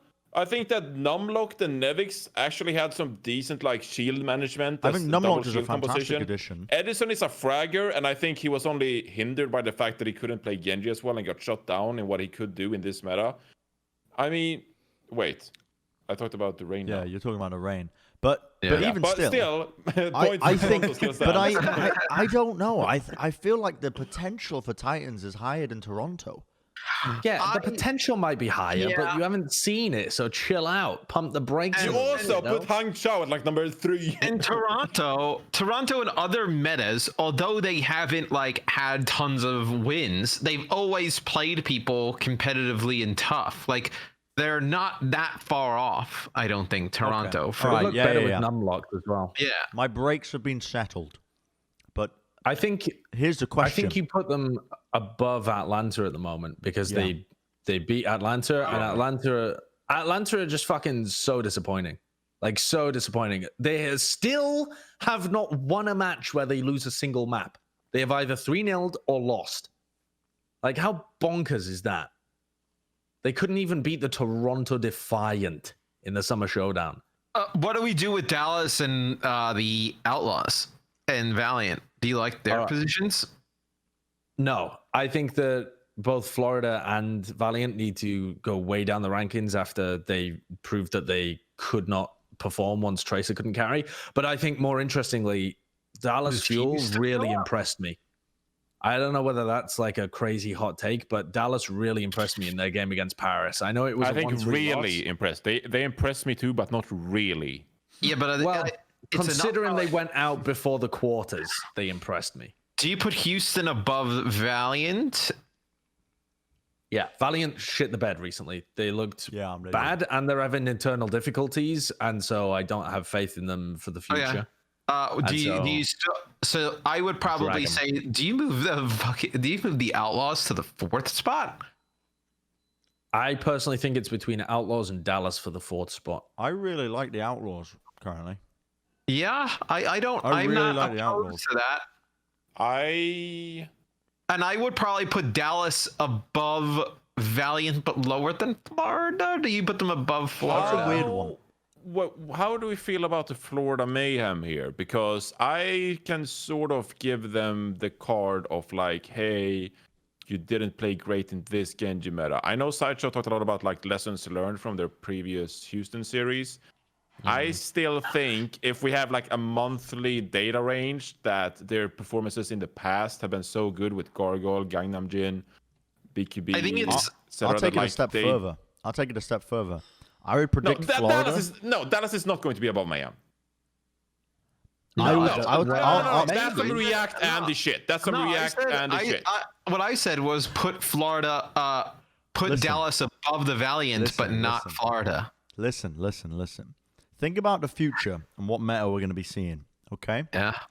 And think about how we could be in a meta where teams are interchangeably running Genji Brawl comps or even Tracer comps based around Ashe or whatever, based on what they're comfortable with. Because the Brigitte armor pack's out, which just really, it hurts them, but it helps them, you know? It allows more pop-off potential, I think. When we saw Brigitte out of rotation because there was no more armor packs and teams were still playing the Ashe Tracer, the game felt a lot more swingy from the Tracer's POV. Does that make sense? You know what I mean? There was a lot more carry potential. I think in the future, we might be seeing these teams play into their strengths more. And if that was the case, I would say the Florida Mayhem should be above Dallas Fuel. And I would say Valiant should be above Dallas Fuel as well. I don't think it was because... I don't think it was because of the armor packs. I think it was because Brig was there. And like she can just do so much to stop the Tracers farming the backline. I would also say backline can't. Remember earlier in the season when like we had Lucio compositions where Florida was not really good at that. I think you're all wrong. Really like 5 months ago. Yeah, it wasn't that. But it was a long time ago. But that's a whole archetype. But that's a whole meta. Yeah, like they were not good with meta. Lucio over multiple metas. It wasn't just like a 2-week stretch.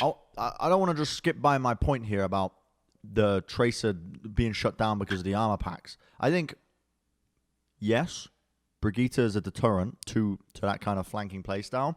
But I know for a fact, maybe it's anecdotal, but at least from what I remember watching those games, when Brigitte wasn't in the game armor packing somebody or providing that necessary healing in the backline, some of the best Tracer players that we had in the league were performing magic in the backline. Like, you had real clutchable moments. Moments where Tracer could pop off and just go ham. Like, creating real impact in the game. Armor Pack just mitigates that, but it also it enables a Tracer to be more aggressive in the flanks and the angles, but it does take away from that clutch potential. No, it's not the armor packs, man. It's the Discord orb and the fact that you're playing into a Zen Batiste backline. Like, that's the reason that the Tracers looked so bonkers, is because there's Discord orb on targets and because they're playing into a backline that cannot defend themselves. All I'll say is, if you're playing with a Brig, like what have you got? Like a little bit of extra health? Like, Kurt, pull me up on the full camera real quick. Hey, listen. All I'm saying is, we'll see, huh? We'll see. So what is your prediction though? Your prediction is that now armor packs have been removed, Tracers are going to go bonkers. I think you're going to see Florida and Valiant stonks go up because they can play more Tracer. Mm-hmm. But did Decay die? No, Decay still exists, but you're still going to see Dallas be a good team. I think you're still going to see Dallas be a good team. Don't get me wrong. But I think consistently over the last couple of weeks... Now, listen, I'm not going to die on this hill, but I do think that people were kind of just undervaluing Valiant and Mayhem. Yeah, well, that's because the only meta where we saw them be a top team whatsoever was when their Tracers... Hey, listen, we saw them crumble when they didn't. Listen. We'll see. We'll see. Hands are off. We'll see.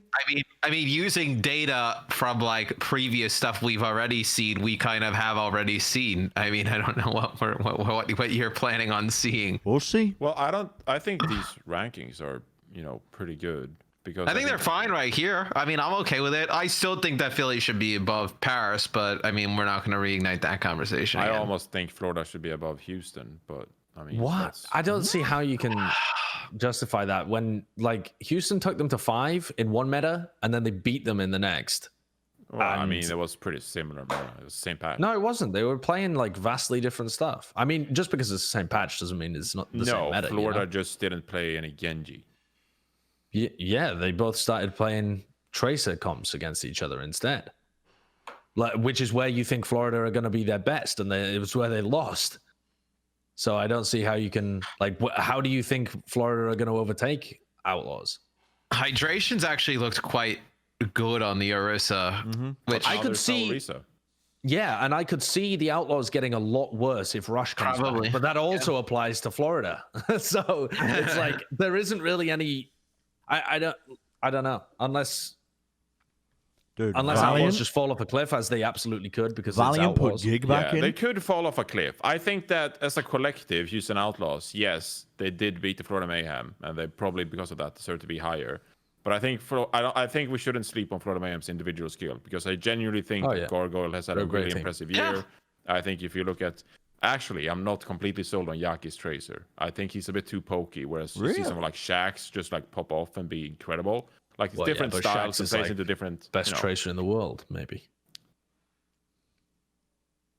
Maybe, I'm not going to make that argument, but I think who's better. I think there are very great players on Striker. I think Striker is actually better than Shax, but I think he's like second best so far this year.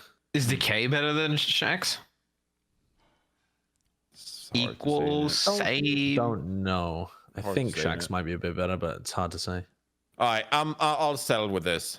I think we. Do you not think that we're underselling Toronto a bit? Like, I feel like if I was a Toronto fan and I'd be like, what the fuck? They made top 4. How the fuck are you guys putting them like bottom half? I haven't been saying Toronto's an incredible team, but I think they have been like consistent sleepers throughout the entire season. Like you see them like they never really get blown out. They're always kind of like lingering in the series. I feel like with Numlock now and Cruz, they're starting to kind of get better and hit their stride a little bit. Yeah. Where I think this is a team that could easily find themselves advancing up the leaderboards. That being said, one good tournament placing does not deserve high rankings. Yeah, they did lose to Atlanta Reign, like get 3-0'd by Edison's Tracer like 2 weeks before or something. I think it comes down to Valiant if Lastro and Dreamer comes back. Because if they're going to play apply support, like, kiss me goodbye, dude. Yeah. Yes. Yeah. Anyway, I think that's a really good point. I'm pleased with this. I can see Toronto over, but I mean, I'm sort of salty about the Dallas Fuel. And I understand everyone's like, Decay, Doha, had a good series against Paris Eternal. Still... shaky past month, I test confirms they're a good team. Shaky month, let's just put it that way. But was it a shaky month? Like, wasn't it only one shaky match against the Titans where they looked like utter horse shit? But they rebounded immediately, even without Dallas, even without Decay in the lineup.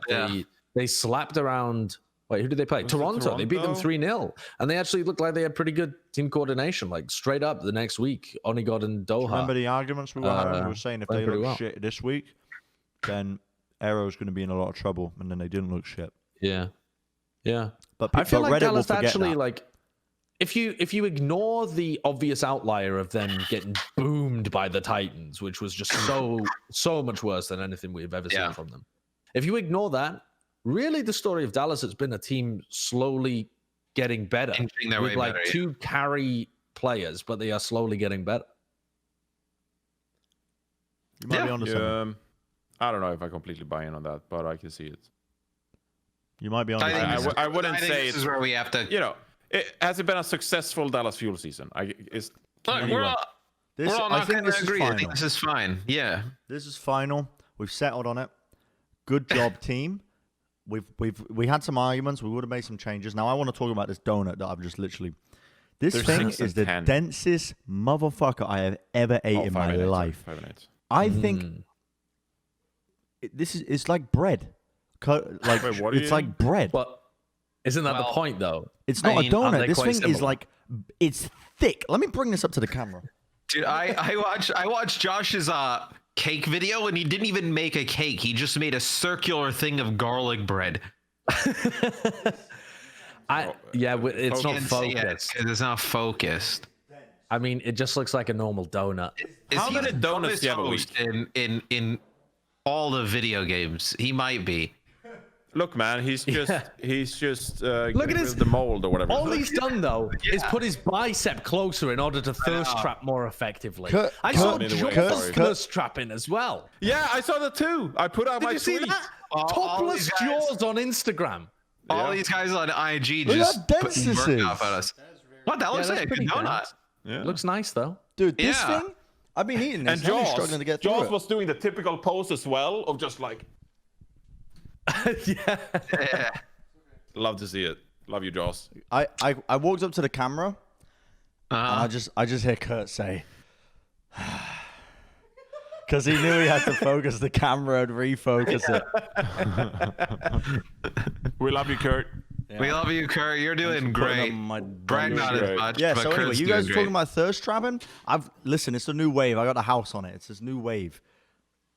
Yeah. New. You New look wave. like you belong in a boy band from the 90s with that hairstyle, by the way.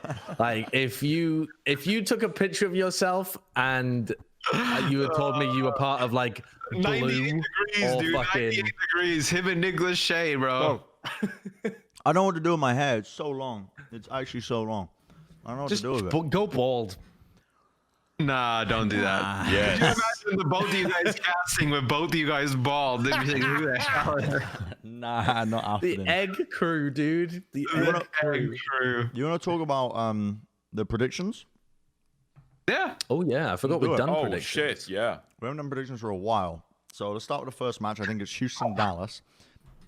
And we are split with this. Wow. Wowie. Whoa. I'm on the wrong side. My picture's with Bren. Holy shit, we lost. Hey, so wait, Johnny. Though you're saying that the Houston. Oh well, you thought the Florida Mayhem should be above Houston. So wait, do you just not think that Houston are a good team? I was mostly trying to consider the hero pools and what we'll see, and hydration, not playing Orisa, sort of, did impact my decision quite a bit. It also so happened that I forgot about submitting my predictions before the show. So 5 minutes before the show, I had to think up which one I was going to pick. So I didn't do my thorough analysis on this. Not that it helps, because apparently I'm last in prediction rate anyway. So I figured I'd just go the Bren way and just, bold some teams and see what happens. So here we go. But you do know that Brendan and I have the highest prediction rate. Now that we predicted the same thing, that basically means this is going to happen. Like, there's not a chance they don't. My prediction rate's gone down. I imagine that guy's still keeping track of everything. I've been keeping track of my own. I got the last couple of games pretty bad. Well, I say keeping track as in like every week we record Plat chat. I go back and look at what I predicted, and then the past couple of weeks We'll have to have Kurt go back and look through all the episodes and track who predicted what. Yeah, I'm sure he'd love to do that. That sounds like a great usage of his the time. middle finger up towards the screen. Just don't go back and watch the preseason videos. Holy hell, those are still nightmares. They We haunt need us to do a every review day. of that at the end of the season, by the way. they We haunt should do me. an episode watching the worst predictions out of all of those. I can't believe how naive I was back then. I was The so top naive. 10 worst Plat chat predictions. We can make a clickbait YouTube like that. Yeah, for sure. Yeah, this is interesting that we're split down the middle. Well, the analysts on one side, the clowns on the other. In hindsight, I would give this to Dallas. I wish I could change my Really? prediction. Yeah, because I think I just don't really have that much faith in them being able to switch back to Reinhardt comps now that Orissa's out. Now that Bren has jumped off of the Houston train, I'll happily stay on it because now I feel good now that he's off of it. But listen, no. Yeah. I'm not saying I'm jumping off because once the graphic is made, the graphic cannot be changed. So I am staying with my prediction. But if I was to give you a numerical value in terms of who's going to take this, I would give it maybe like 55-45. Yeah, this is going to be a very close series. I don't think it's going to be one-sided either way. Yeah. I think there's a potential for it to be one-sided if the meta is something pretty different to what we're expecting. Like if like for example, if it's dive and only dive, and that's what teams have just figured out is the best. It's like some Sombra Genji dive just beats everything, which seems unlikely, but I don't know. There's like maybe a remote possibility that it does. Then do we really see Hydration playing the Winston versus like Gamsu and Note back on their more comfortable duo? I don't know. I feel like there's some situations. Back on Ziva, you get Dante on Sombra. true. Dante Sombra pounds. It's doable. True. Could be good. Doable. Anyway, Winnable. let's move to the Kinda next one. winnable. Let's move to the next prediction. This one is Vancouver Gladiators, I think. Wow. Well, I don't think that's surprising. In hindsight, this is a mistake because Gladiators look at their worst when they play Orisa. So I actually could see OG just come out and slap here. Dude, I know that they goes put against what I said Cloudy earlier. when they played Ryan Comps. They put Cloudy in. Yeah, but that's a different Cloudy could win. But they could totally win with Cloudy. Like, if they were playing Brawl, I could see Cloudy just styling on the Titans. I thought I was making a really bold pick here. No, dude, I'm pretty high up on the Vancouver Titans. So am I. Yeah, I'm pretty high up on the Vancouver Shockwave Titans. is the new wave. He is good, but yeah. But this is like one team is slowly improving and the other team is just fucking oscillating all over the place. Well, you think they're slowly improving? I think that they are rocketing to success. Rocketing to success, I think, may be pushing it a little bit. Rocketing what's your percentages? Is like, what's my percentages here? I would give it 70-30. 70? No. 70, yeah. I No, don't this is a know. 55-45. I think this is 70-30. Bren is just an anti-gladiator propaganda machine. I mean, they haven't been good recently. They haven't been good. I mean, yeah. But they've been very inconsistent. 70% chance the Vancouver Titans beat them is just kind of that's wild. being mean to be mean. I mean, I feel really bad about this pick in hindsight. I could see Kevster just come out and just obliterate the Vancouver Titans. Kevster's been playing really well. Yeah. I think the tank line for Gladiators is the problem, but now there's no Orisa, and I think that will help Gladiators. yeah, maybe. Well, I mean, to be fair, if there's a Reinhardt Rush composition, I would love to change this pick because that's what the Gladiators are actually good at. Yeah. Hindsight, for sure, pick Glads. They'll play Cloudy and just run at them. That's it. But I don't think. What'd you say, Bren? I said we made our bed. It's too late. oh yeah, we know. Yeah. I think it comes down to like have the Gladiators actually fix their problems because I could still see a world where they just get, another shocking performance. Yeah. Telling you, 70-30. The individual skill is still mesmerizing, on the players that do matter. Like I still think Space is fantastic. Birdring, Kevster, Shaz is consistent, So I think that they're still a really good team. I have a feeling that this next prediction is going to be as one-sided, and it's the Valiant versus the Rain. What? Did I type Atlanta? I didn't feel good about this at all. You didn't feel good about it. I didn't feel good at all about this. I don't trust either of these teams. Yeah, I took the Rain. I was like, I think I kind of felt the same way that Josh felt, and honestly, I picked Atlanta in the last tournament, and I thought they would be good, and they weren't. And I feel kind of lame getting off of that bandwagon, so I'm going to die on this hill. I love that. I love the honesty there, because, you really did think that I thought Atlanta was going to be good. And to be fair, they haven't exactly been, like, shit. Edison and Baby Bay are the two carries. And, if his tweet is anything to, read into. If the meta shakes out in their favor and, like, the value. Oh, shit, yeah. Wait a second. We haven't talked about Baby Bay on Plat chat at all. Yeah. We forgot to even add this as a topic. His tweet where he said it was his last tournament. Yeah, but then nothing ever came out of it, though. We haven't heard anything. We haven't had another tournament, Matt. He's gone, man. People think he's baiting. He's not baiting. There's no way. There's no way. I think Baby Bay could wouldn't be bait moving. with something like that. Could be moving to Valorant or something. I'm feeling it. He's actually sick at Valorant. I know that he's had like they'll win offers and stuff in the past. In honor of Baby Bay, they'll win their first game. Well, I don't know about that, but we'll see. I don't know. If I was doing the betting odds, this team game, looks so different, though. This team looks so different without Baby Bay because it probably means then that somebody like Edison has to go into playing hit scan for them. If Baby Bay is actually leaving and at some point over the next couple of weeks ends up disappearing, because who else have they got? Like Sharp? I think Sharp's good at the Tracer, but I don't think he's going to be like the Ash, McCree, Widow kind of player, is he? We never saw Urster play any of the hit. He plays Tracer. Sharp is an incredible Widowmaker and McCree, but he doesn't have like the Genji to flex in this meta. I don't feel like they would run Sharp on those heroes though, because I mean, I don't know. Is Sharp good enough at that? Like, I've seen Sharp play Tracer to an owl level, but whenever I've seen him play other stuff, I feel like it's been few and far between the instances. Nasty, dude. Is His it? Widow is nasty. But that being said, if I was a coach, I would put Edison on Babyface role and put Erster on Edison's role. If that makes sense. Yeah, that's what I assume. Oh, that still feels shit though, because Edison has been the one true carry of this team. Like Edison has like cleared the path forward for Atlanta for like the past month. You think? Like ever since he popped off against Toronto. I think Edison has been. I actually think Edison's been the best player on this team, better than Baby Bay even. I think the last few weeks, Baby Bay has been playing incredible. It's like the best has been one of the most standout players on the Atlanta Reign, just in terms of his picking up of different heroes, playing whatever. Torbjorn, Sim. Of course, I mean, Edison's well-known stats looked really good at the end of the tournament, but you watch that game where they played against Toronto, and Edison was getting outplayed by Agilities a lot of the time, and I don't think that Agilities is the best Genji in the world. I think he's just like pretty good. Yeah. Well, specifically in the Genji matchup, I don't think Edison holds up to the level of Agilities, and I also think in that matchup, Edison had a hard it was a hard matchup for him to really shine as Tracer. Whereas you look at the matches before, I think he had an easier time. I think he got shut down a lot. Better. Yeah, it was a difficult match for Edison to really stand out. And you could see in how Atlanta positioned for those fights as well. They were trying to take it really slow so that Edison could get those flanks in and try and have an impact as well. Like, it looked like they were playing around Edison, but he just couldn't find it.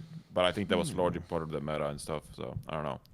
The reason I predicted Valiant here is that Atlanta have just not proven that they're able to beat middle of the pack teams at all this entire year. Like there has never been a team with more evidence of them just failing to get ride or die. Let's go, dog, any competitive team. If you don't show up this week, I'm never picking them again. I don't even care if they play the Gladiators. I can't see Atlanta really losing to like a fucking, what was it, like Gig. Was it Gig Apply? Is that how they were running? Yeah, like a Gig Apply kind of.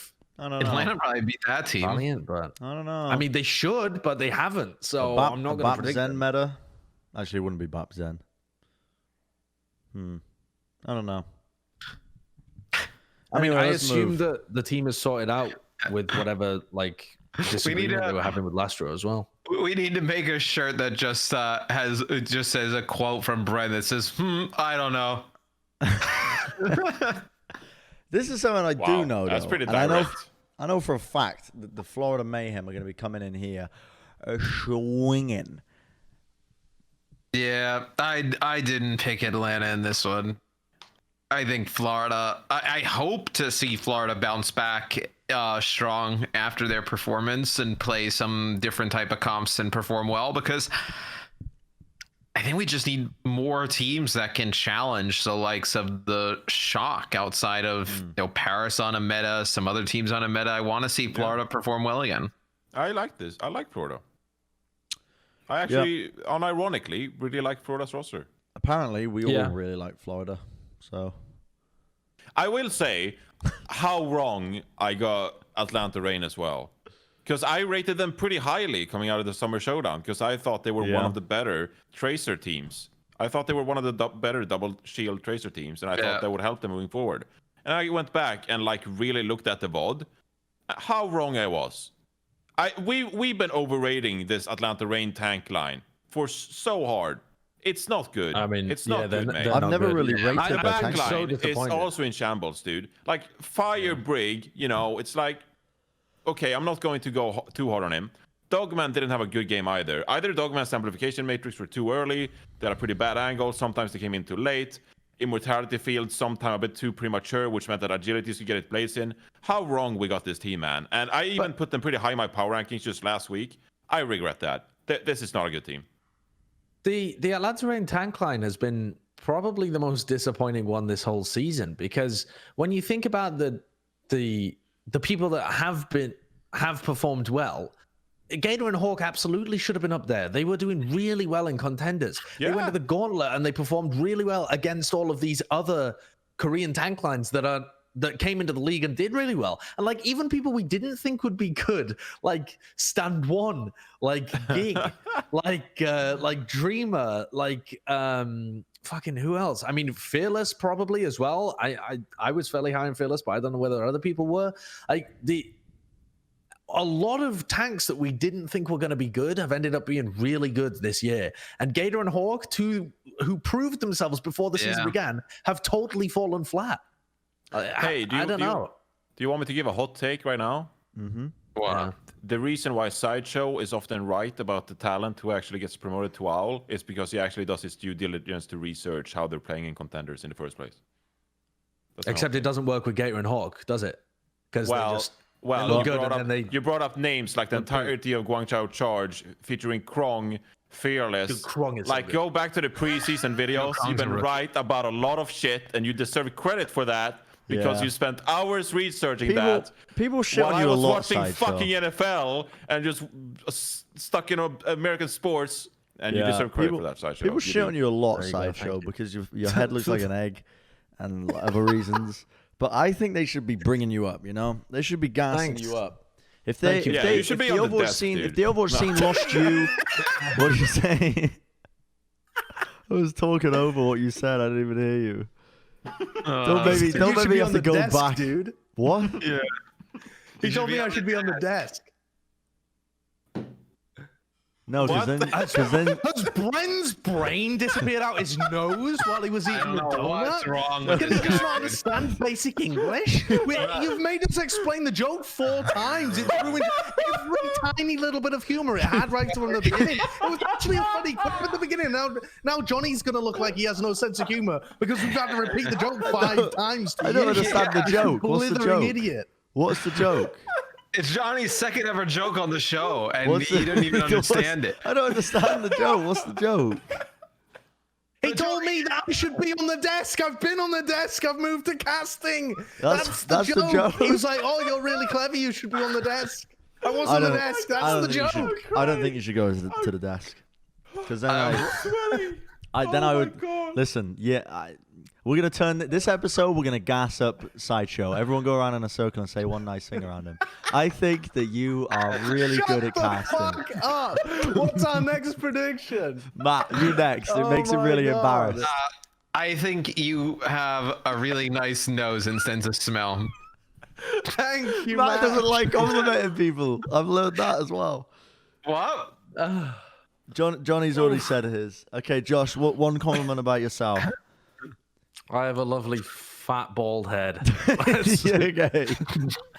The next game that we're looking at is the Toronto Defiant versus the Washington. Let's go to So wait, what am I looking at here? Matt, you've gone for Washington. Washington Justice. Yeah. Matt is on the other side of all of these predictions, I've realized. Dude, Tuba's gonna pop off, bro. Just wait. Why? Because I forgot that Genji would not be played potentially, and I thought when I was in a rush to do it, I thought they would play Genji, and if they don't, look, if Genji's not played, this is the most egregious prediction ever. No, I don't think so. It is. Wait, because do you think then that if we played this in the Genji meta of the Summer Showdown, that the Justice would have won? You think the Justice would have beaten the Toronto Defiant? No, I'm taking a gamble. Dude, wait, what? Straight up. I gotta roll the bones on something here. I gotta. So why not? The thing is, Matt. The thing is, when you go for an upset in traditional sports, you get better odds. This is just 1-to-1. Yeah. And you're going with the underdog. Well, no, this is great because I have great odds. Because if I get it wrong, you know, one kid on Reddit will hold me accountable for it, and he'll be angry. But if I get it right, then I can come on next week's and brag about how awesome I was, and then everyone on Reddit will be like, yeah, he was the only one that knew. So I'm gambling with house money. Spit true, actually. Well, I'd love to move on to our next segment, but I think Kurt's gone to I think Roar's gonna turn up. Johnny said that Roar is one of the best main tanks in the league after doing VOD reviews. That's true. I heard him say it. Roar's Brigitte, though, is pretty woeful. I'll say that. Yeah, I also didn't say that, by the way. There's some Reddit Timmy is gonna be like, Johnny said that Roar was the best main tank in all. Everybody in the comments, it was in a few episodes back. Go back and watch all the other episodes and look for it. Yeah, and click on the ads while you're there. Don't skip the ads. This next segment is going to blow your little minds. It's everyone's favorite. It's the one, the only, the Bren's Play of the Week. Roll the clip. Roll the clip.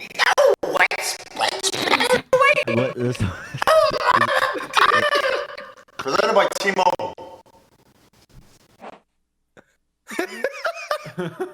I didn't hear any. Okay, but there was sound apparently. So yeah, it just gets weirder every week. It's gonna get so much worse. How did you record those? How did I record it? Yeah. What do you mean? Well, how are you a floating head? Well, I get my green suit. T-Mobile made it possible. I get my green suit and I went like this with it, and then I went whoa into the shot like a little gremlin. And that was it. So when people were saying like, "Oh, I can't wait for Bren's green suit to make an appearance in the Player of the Week," that's it. You're seeing it, except it's invisible. Who is your Player of the Week? Considering we didn't have any play. Well, I'm trying to drag it out here because listen, there was a lot of candidates to choose from this week. That's a lie. There weren't many. There weren't many at all. There was. I'll be honest with you. It got 2 hours ago. Kurt asked me, "Who's your Player of the Week?" And I said, "Oh fuck," and went to Reddit. I went to Reddit and I clicked on the top of the week and remembered the events of the past week because otherwise the life was really quite a blur. And I remembered that Seth took Fielder out for his victory dinner. So Achilleos is our Player of the Week. Presented by T-Mobile, and I think this is one of our first only two-times winner of the Player of the Week. Achilleos has won it before when he got when he got engaged, married, right? Or engaged. Oh, we gave him Player of the Week. But I think I've given it to. I've definitely given out two before. But Achilleos is now on his track record for potentially being Bren's Player of the Year. Oh, are we doing a Bren's Player of the Year award? That would be Bren's Player of the Year. We are now because I've just come up with it. Nice. This is cool. I really like seeing this. There's a running theme as well with when Achilleos wins Player of the Week. It's when he forges relationships with people by being friendly, you know? Like, I mean, I'm sure there's more to his relationship with his wife than just being friendly and taking her out for dinner occasionally. But taking a few pictures, yeah. No, I think when we all saw the clip of Paris winning, I felt bad for Fielder because he's all alone. Like, it's a team thing. He has to practice at weird times, I imagine, play at weird times. For him to not have any type of celebration in that stunk. So good on Seth for taking him out. Yeah, I think this is a really nice moment, really, and just highlights what Seth brings to the league, and it's the forging of relationships. He is the forger of relationships, and Josh's camera's frozen. No, it's back. No, Josh's camera is definitely not frozen. It was for a little bit, but our internet's not doing too great today. If you can hear us, Josh, show us the T-Mobile logo on your mug. Yeah, show me. I don't want to. Whoa! Yes! I don't want to take anything away from Seth here. But I just want to say, if we all lived in Korea, I would go out for dinner with everyone all the time too. I would just be like, so would I. You know you, yeah, you. Let's go out for dinner. Let's go out for dinner. Let's go to Korean barbecue in Seoul. I probably wouldn't do anything much different. I would probably just stay inside and keep playing games and hang out. What I really liked and what I missed about Korea was just how easy it was to just go about life without a driver's license.